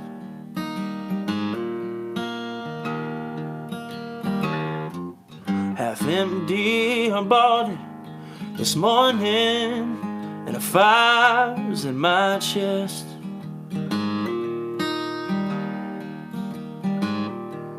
It ain't from the whiskey, oh no, 'cause this morning when you called my phone, you said don't come around here no more, just leave me in my life alone.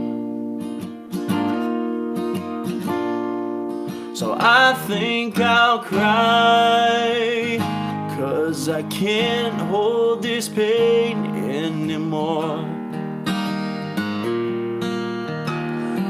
And if this is goodbye, let my whiskey tears fall to the floor.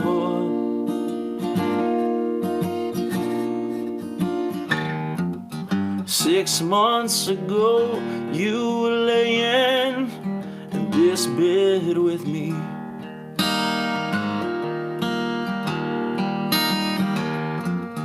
Nowadays, you're taking up stride with new company.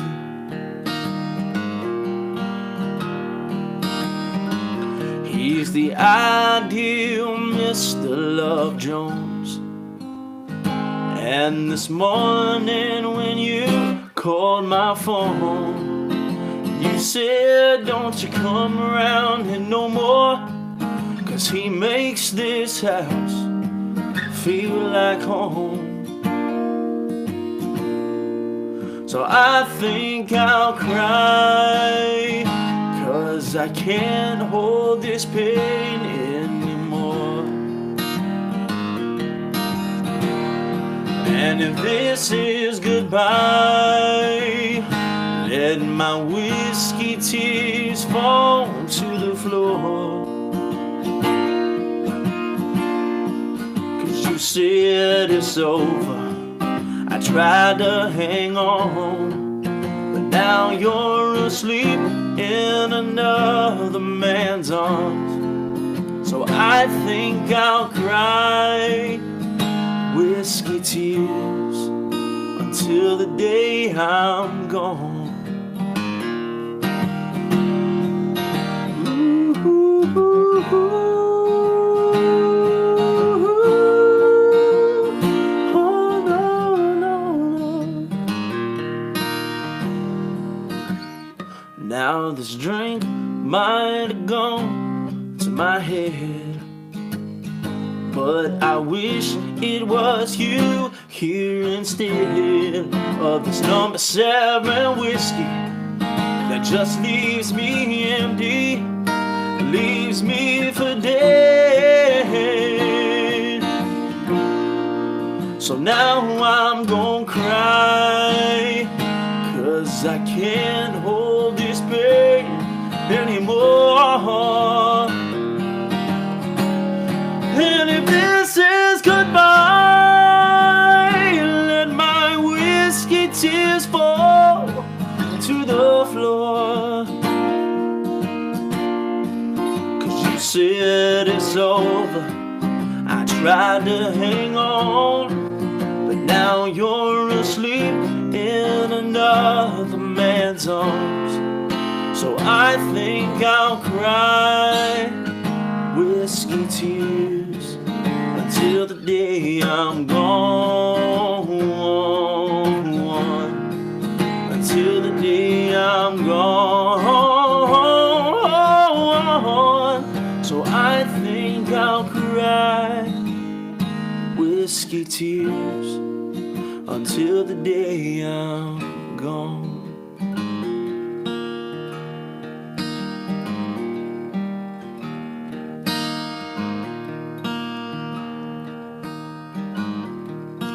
Noon on a Tuesday, a bottle of Jack on my desk.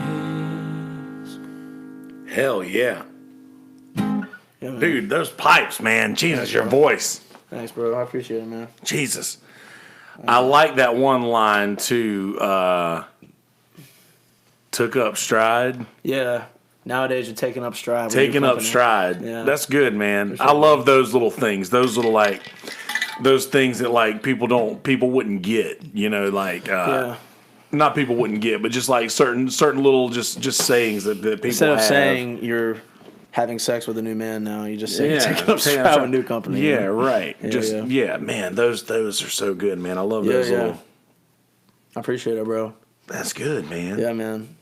Yeah, that song hurt, man.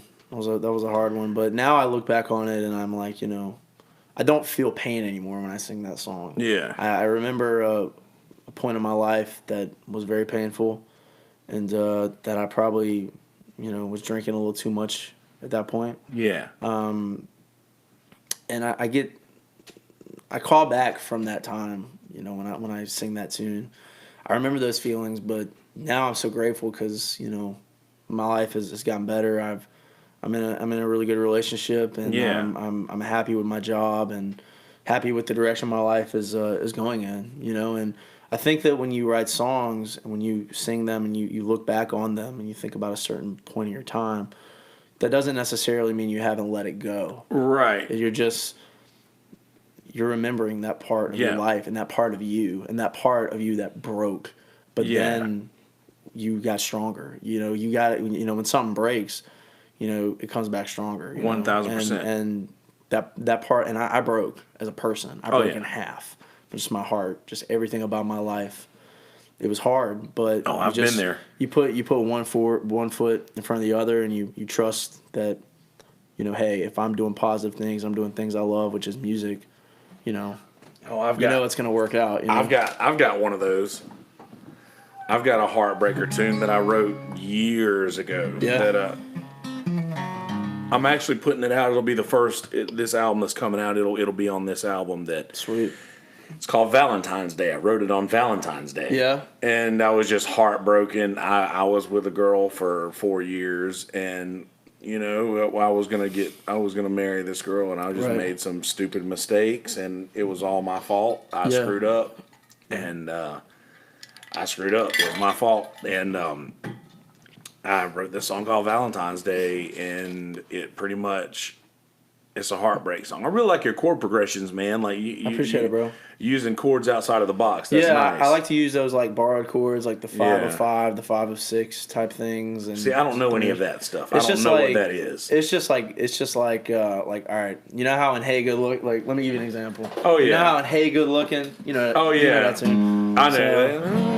Hey Good Looking, how's about cooking? Yeah. Right there, like that's like the 2 major. Like usually in C that would be D minor. Oh yeah. But that's like the 5/5 because it's your 5 and C is G, and so like you call it that, and then that's the 5 of G, and then that's like a borrowed chord. But that's what I get for barely getting through music theory class. Yeah, I don't know what any of the stuff's called. Yeah, I don't know. You just I don't need to know be the able. names. You just need to be able to hear it, bro, and you can. Yeah. Well, I mean that's the thing. I play by ear, so like I've just adopted that. But yeah, there you go, bro. Yeah. This is one called Valentine's Day. This is my heartbreak tune. Awesome.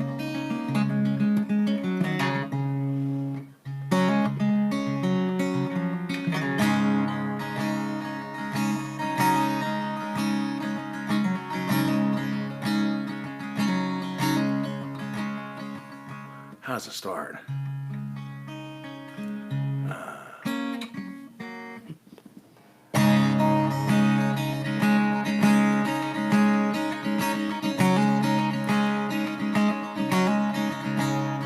Shit, I can't remember the first words. You ever do that? Oh yeah. Forget your own songs? Oh yeah. It happens, bro. Dude, take your time. It's all good. Oh, I got it. There you go. Goodness.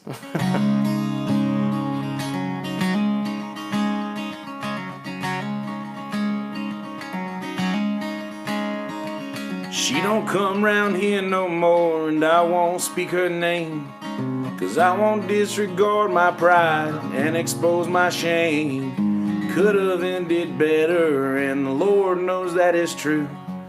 But I'm the one to blame this time, and I have no excuse. It's easy to say that it'll be better tomorrow, but every day it brings a whole new set of sorrows. I'd like to think that one day soon I won't have these problems and be stuck with no way to solve them.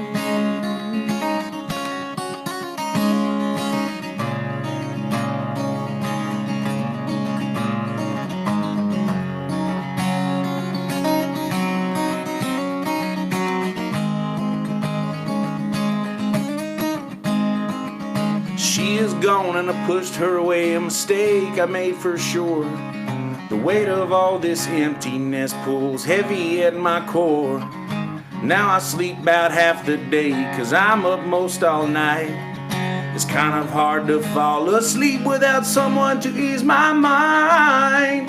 It's easy to say that it'll be better tomorrow, but every day it brings a whole new set of sorrows. I like to think that one day soon I won't have these problems and be stuck with no way to solve them. It's easy to try and feel sorry for myself, but how should I feel when I know it's my fault and there's no one else to blame or reason to think of what might have been? Come to think, there's no reason for thinking at all.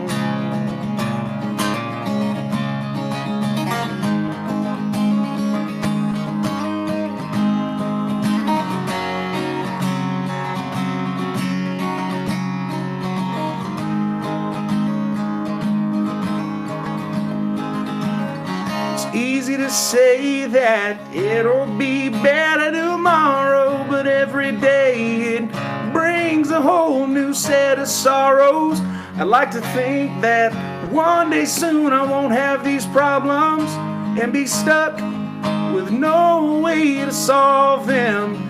It's easy to try and feel sorry for myself, but how should I feel when I know it's my fault and there's no one else to blame or reason to think of what might have been? What might have been is gone, and it's all my fault. All my fault. All my fault.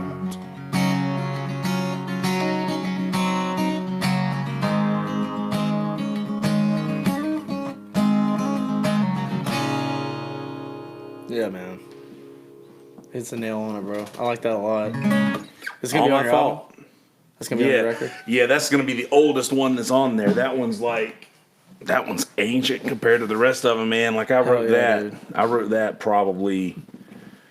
That was like one of the first personal songs I really wrote, like ever. I just like I wrote that one back home when my grandmother was still living. You know. Yeah.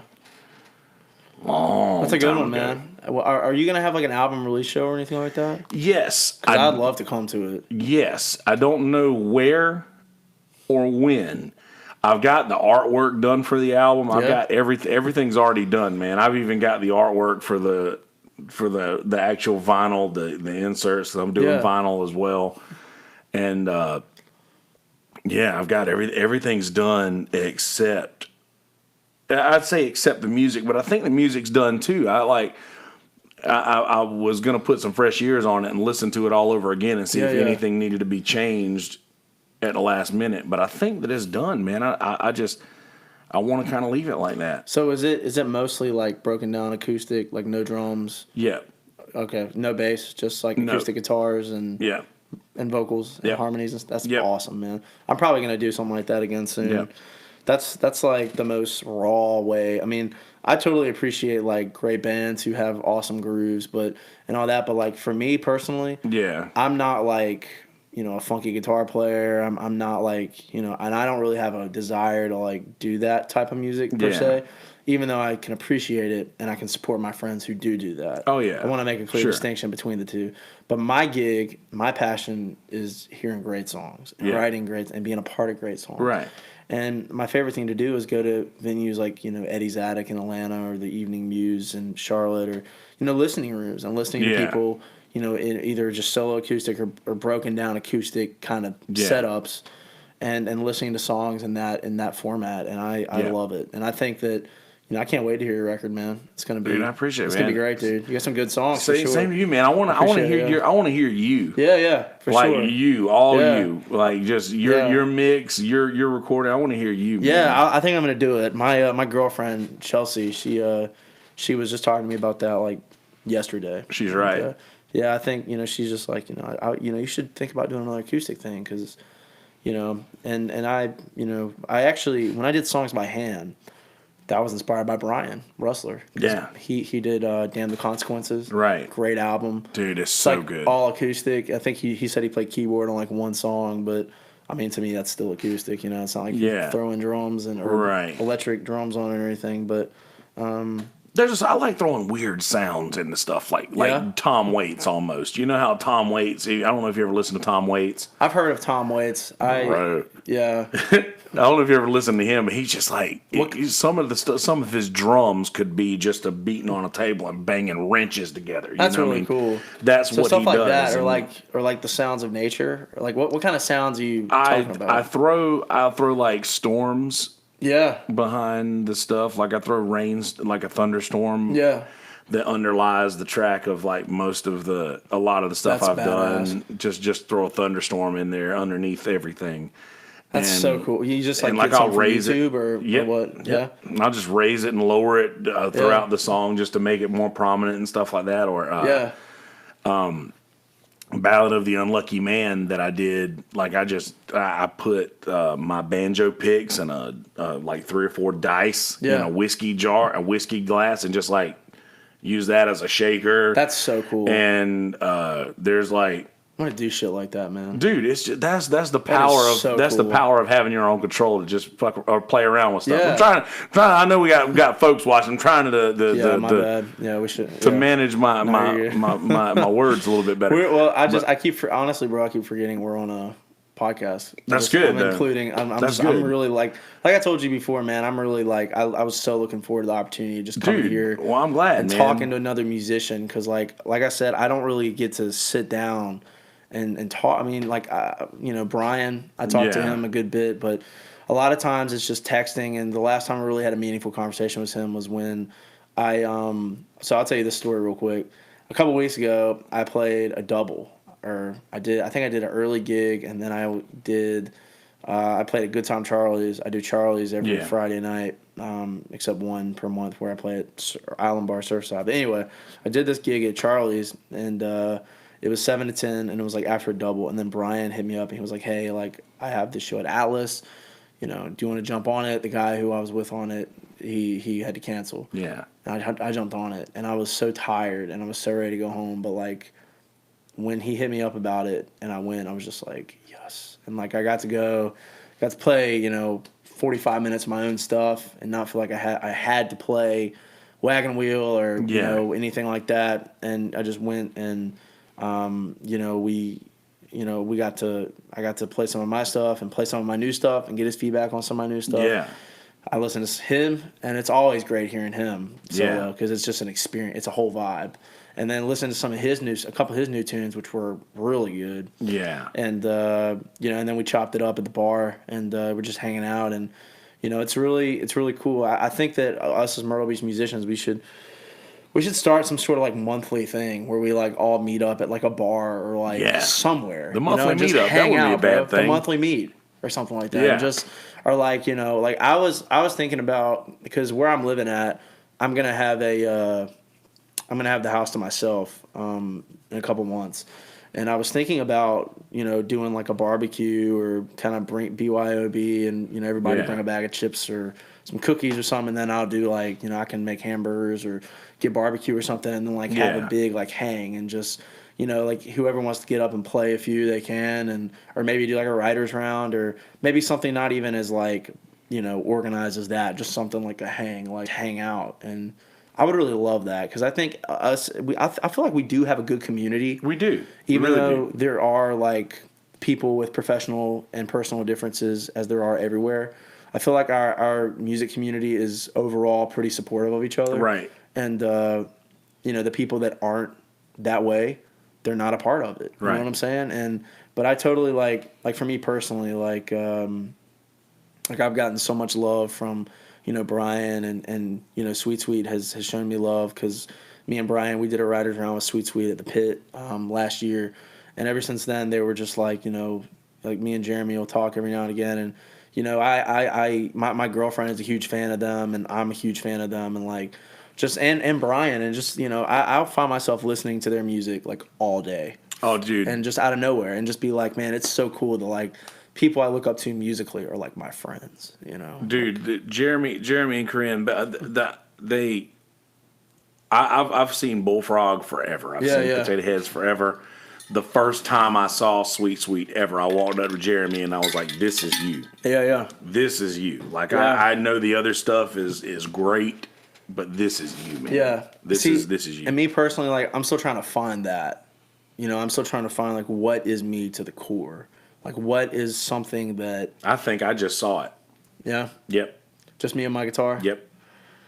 That's such a lonely road, but I can No, take it's it. not. No, you don't think so? No. Some of the gigs do get lonely, but then on the other hand, it's also a matter of perspective because I'm not trying to play those gigs. It looks forever. and seems lonely. Yeah. It looks and seems lonely, but it's not because like that's. But maybe it's different for me because I give inanimate objects personalities. Really? Yes. I like that. So I give inanimate objects personalities. So it's like it's never alone because I have this beautiful girl here with me. Yeah, I was about to say, man, that guitar is beautiful, and it looks like it's been through, you know, everything I've put that her you've through gone hell. through. Yeah, She has. We've been through everything that we've been through. We've been through it together. How long have you had her? 2004. What's her name? Did you name her? Taylor. Taylor.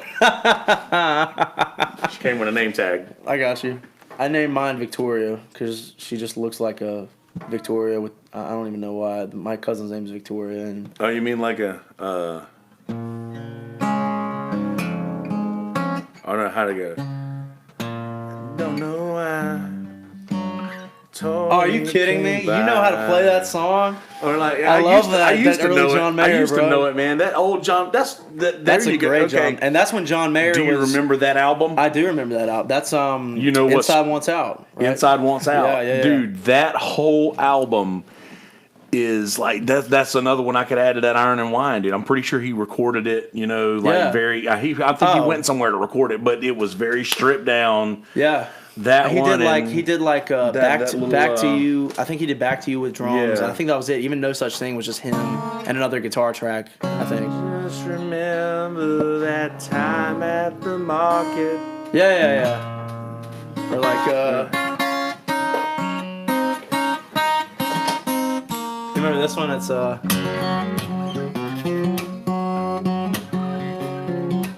yeah, dude. Yeah, you got it. Yeah, dude. Oh yeah, you play it way better than I do. Yeah, dude. John Mayer, like, so if I'm being real, and I don't know how I'm gonna sound saying this, but I don't want to put anybody, like, or not appreciate anybody, but I actually, like, I feel like, me personally, there are so John Mayer is known as, like, a blues guitar player, right? Above everything, right? Is that fair to say? Even though he's got hits. Now.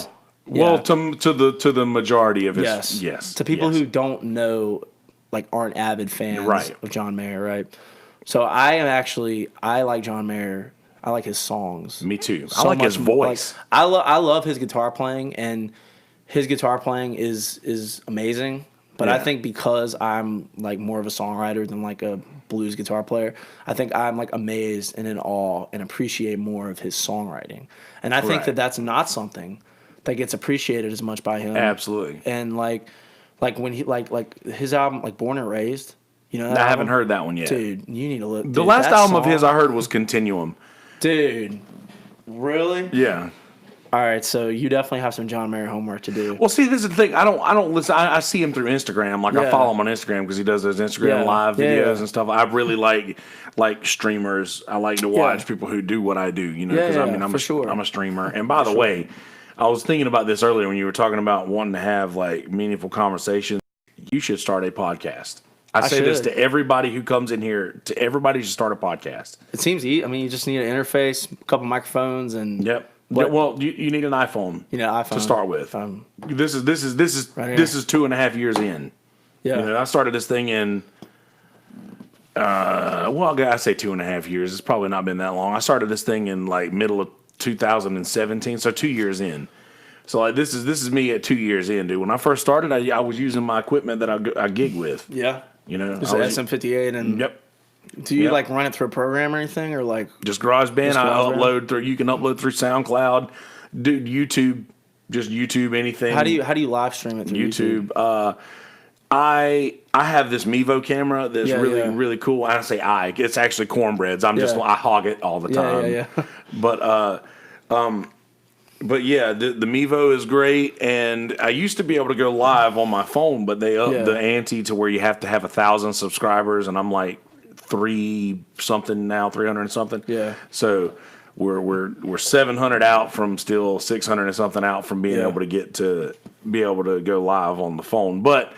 You have a laptop with a webcam. Yeah. Talk to Connor about OBS. Yeah, I'll talk to him. That sounds if you like see fun. Connor, dude, ask Connor about OBS. He's the one that turned me on to that. Yeah. And I started streaming just from my computer here. And dude, you were talking earlier. He's like, this feels like therapy. Yeah, bro. That's what this is for me. This is great. This is therapy for me. Yeah.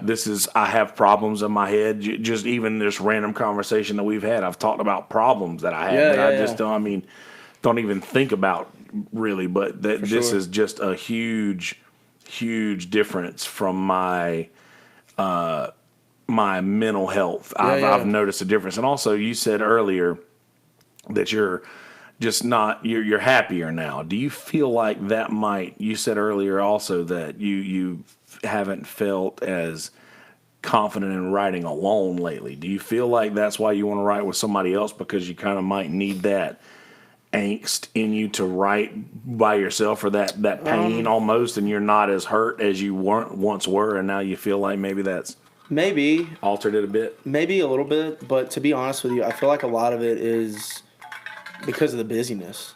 Yeah.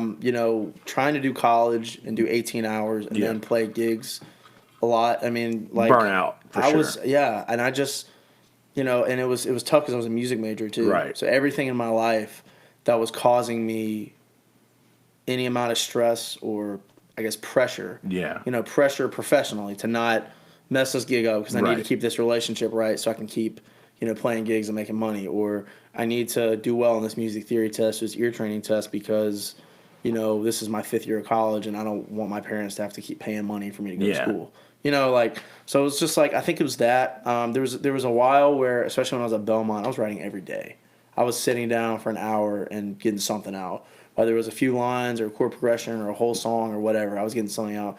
So I've been trying to get back into that because of, and it's all about finding that balance between your gig life and your real life. So for me, like, I've picked up fishing. I used to fish when I was a kid. And I picked it back up and, catching, little redfish and flounder and, whatever. I caught a dang lizard fish the other day, and they're ugly looking things. Lizard fish. Yeah, lizard fish, bro. You ever saw one of them? I have not.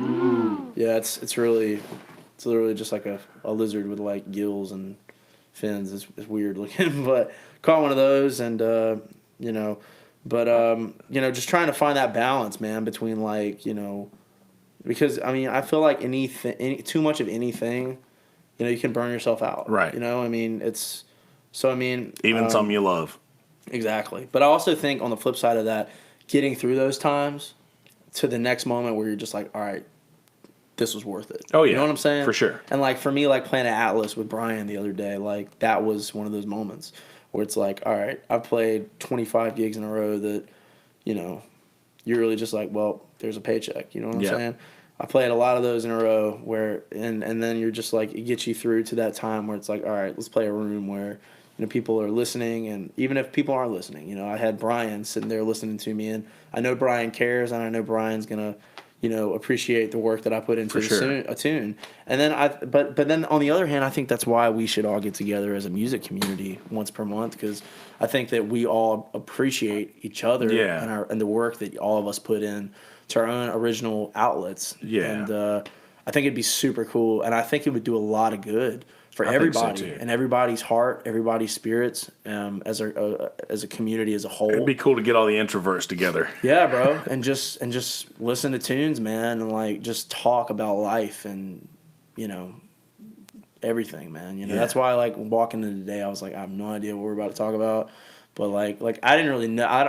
I still don't really know you that well, but I feel like I've definitely gotten to know you a little bit just from our conversation. Well, this is me, man. Yeah, bro, and just listening to your songs and like, this has been dope. But yeah, man, I know you've got to get out and go to Wahoo, so but we're we're gonna wrap this thing up, and we'll definitely do this again We for should. sure. And But before we do, you have to listen to Born and Raised, the album by John Mayer. Okay, You I will will. love it. It's got that, because he went off and did like a country folk, like he went through that Okay. whole phase, like a Neil Young, Bob Dylan phase. Okay. And it's like all his like the chord progression of the songs are very like, you know, like cowboy G chord, C, D, you know, and it's not the fancy I chords love he's that playing. stuff, man. It's just like I love that yeah, stuff. so listen to that, man. I think you would Will do. really love it. Yeah. Cool, man.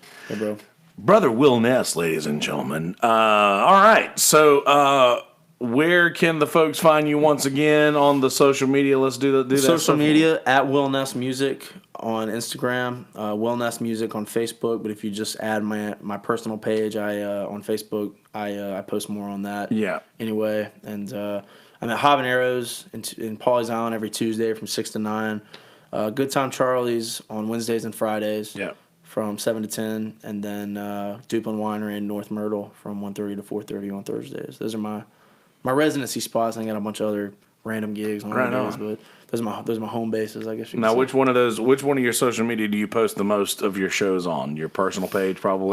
Probably like the Facebook and Instagram. My personal Facebook and Instagram. I need to get better about my music page on Facebook. Dude, but, I've got it just to have it, but Yeah. I've noticed I reroute everybody to my personal page too, because I'll repost everything I do on my music page on Yeah. my personal page anyway. Well, you see why people have teams to do these things now, Right. because it's hard to balance, booking, promotion, and Yeah. be there to perform the show Right. and write your own material, learn more new material. Yeah. It's a lot to balance. A lot of It hats is. we wear as musicians. It is. It is. Those folks don't know a lot about all that stuff. They don't. Music is a job, folks. It's a full-time job. It is a job. But this has been fun, man. I This really has been appreciate fun, you. man. I appreciate having you me being on, here, bro, man. Yeah. So, we'll definitely be doing this again. I have a few more guests that are going to be coming in soon. A couple of surprise guests for you. And there's going to be more episodes being released recently. These last couple of weeks have been crazy for me. So once again, I'm sorry I haven't been releasing as many episodes as I have been in the past over the last week or so. Please forgive me for that. But we'll be remedying that very soon. So be sure to click subscribe on the YouTube channel. And that way you'll be notified whenever I do go live, or just subscribe on Apple Podcasts or anywhere podcasts are available. And if you wouldn't mind, please go to Apple Podcasts and leave a review on the Apple Podcast app, if you wouldn't mind, or on Google Play, wherever you download podcasts. Please leave a review on that website, because I get more statistics. After the more reviews I get, the more statistics I get. And I would just like to know, I'm curious, I'd like to know more numbers. So please do that. Please go to mistuffpodcast.com for all of the most recent YouTube videos and most recent episodes. There are links to the podcast social media at the top of the page on the homepage of the website. And then if you guys want to go to the About/Music section, there are links to my personal social media at the top of the page. And there are also links to download the 4 singles that I've released on the That Way Lies Madness record that's going to be coming soon. And yeah, we're going to be raising some money over the next couple of weeks to get vinyls pressed. So, Yeah, baby. So yeah, just be on the lookout for that. Do I got anything else to say? I don't think I got anything else for you guys. Brother Will, any final thoughts for the folks? I just appreciate you having me on, man. This was I appreciate you being here, great man. conversation, man. Really, It was indeed. Really loved it, man. I'd been needing to have something like this, so this Good. was fun, man. Well, we'll This do is it. good for me. We'll do it again soon. Yeah, baby. Oh, Buzz, I appreciate you sitting there watching, Buzz. Thanks, man. Much love. Buzz is good people. Oh yeah. Buzz is great people. Tell Ginger I said hello, brother Buzz. All right, so I'm going to let you guys go ahead and get on with your lives and get on with your business. In a world full of shitty people, don't be one of those people. Be a good person. Peace, bitches. Peace. All right, YouTubers, let's do this intro thing here real quick. You're off the hook, homie. I'm going to be live for just a second more, though. So let's see. Yep. It's the door that's open. Love this poster. Yeah. Love that. Hey guys, how you living? You doing well? Good. Glad to hear that.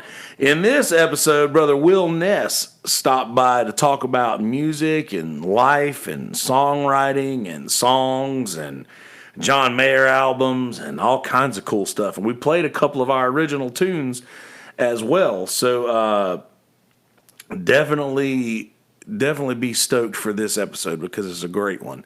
We kept it right under the 2-hour mark.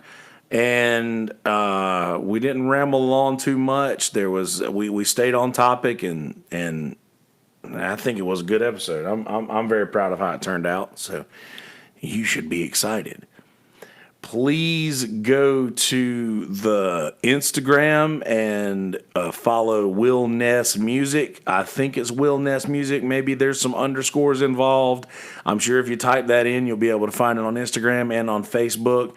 And also simply Will Ness, if you guys want to follow him personally. I think that just like most of us, we probably do the most posting on our personal pages. So that's probably the way to do that. But follow those at Will Ness Music on Instagram and probably Facebook as well. Like I said, if you search that, you'll be able to find the right spot. But please go to mistuffpodcast.com. And check out all the cool things that are there. I've just recently revamped the website and got everything going cool there. So please stop by and check that out. And also all the social media links to my personal page and the podcast page and the blog and all that stuff can be found at mistuffpodcast.com, as well as the link to the YouTube page where you could subscribe for the new content. So there's that. Also, you heard it here first, ladies and gentlemen, live from the Screwball Whiskey Studios. Want to give a big shout out to our brothers over at screwballwhiskey.com. Congratulations on making it nationwide now.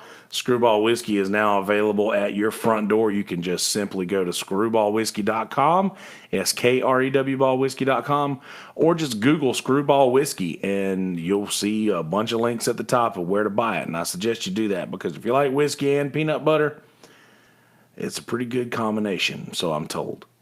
I quit drinking before it came out, so I haven't officially tasted it yet, but I've heard great things about it. Screwball Whiskey, ladies and gentlemen. Tomorrow's stories begin right here. Screwballwhiskey.com. mistuffpodcast.com. Thank you guys for hanging out. Appreciate every single one of you. If you would go and review on the Apple Podcast page, if you would go and subscribe on the YouTube page, and just leave reviews on any of the where podcasts are available. Please do that for me, and I would certainly appreciate it. But anyway, we got things to do and people to see, ladies and gentlemen. So we're going to get out of here and get out of your way and let you go ahead and get to some content. So without further ado, ladies and gentlemen, episode number 159 of the MI Stuff Podcast featuring Will Ness. Enjoy, motherfuckers. YouTubers, click the link in the center of the page. It's not there right now if you're watching live, and at the top of the page for some extra content. Be good people in a world full of shitty people. Don't be one of those people. Be a good person. Deuces.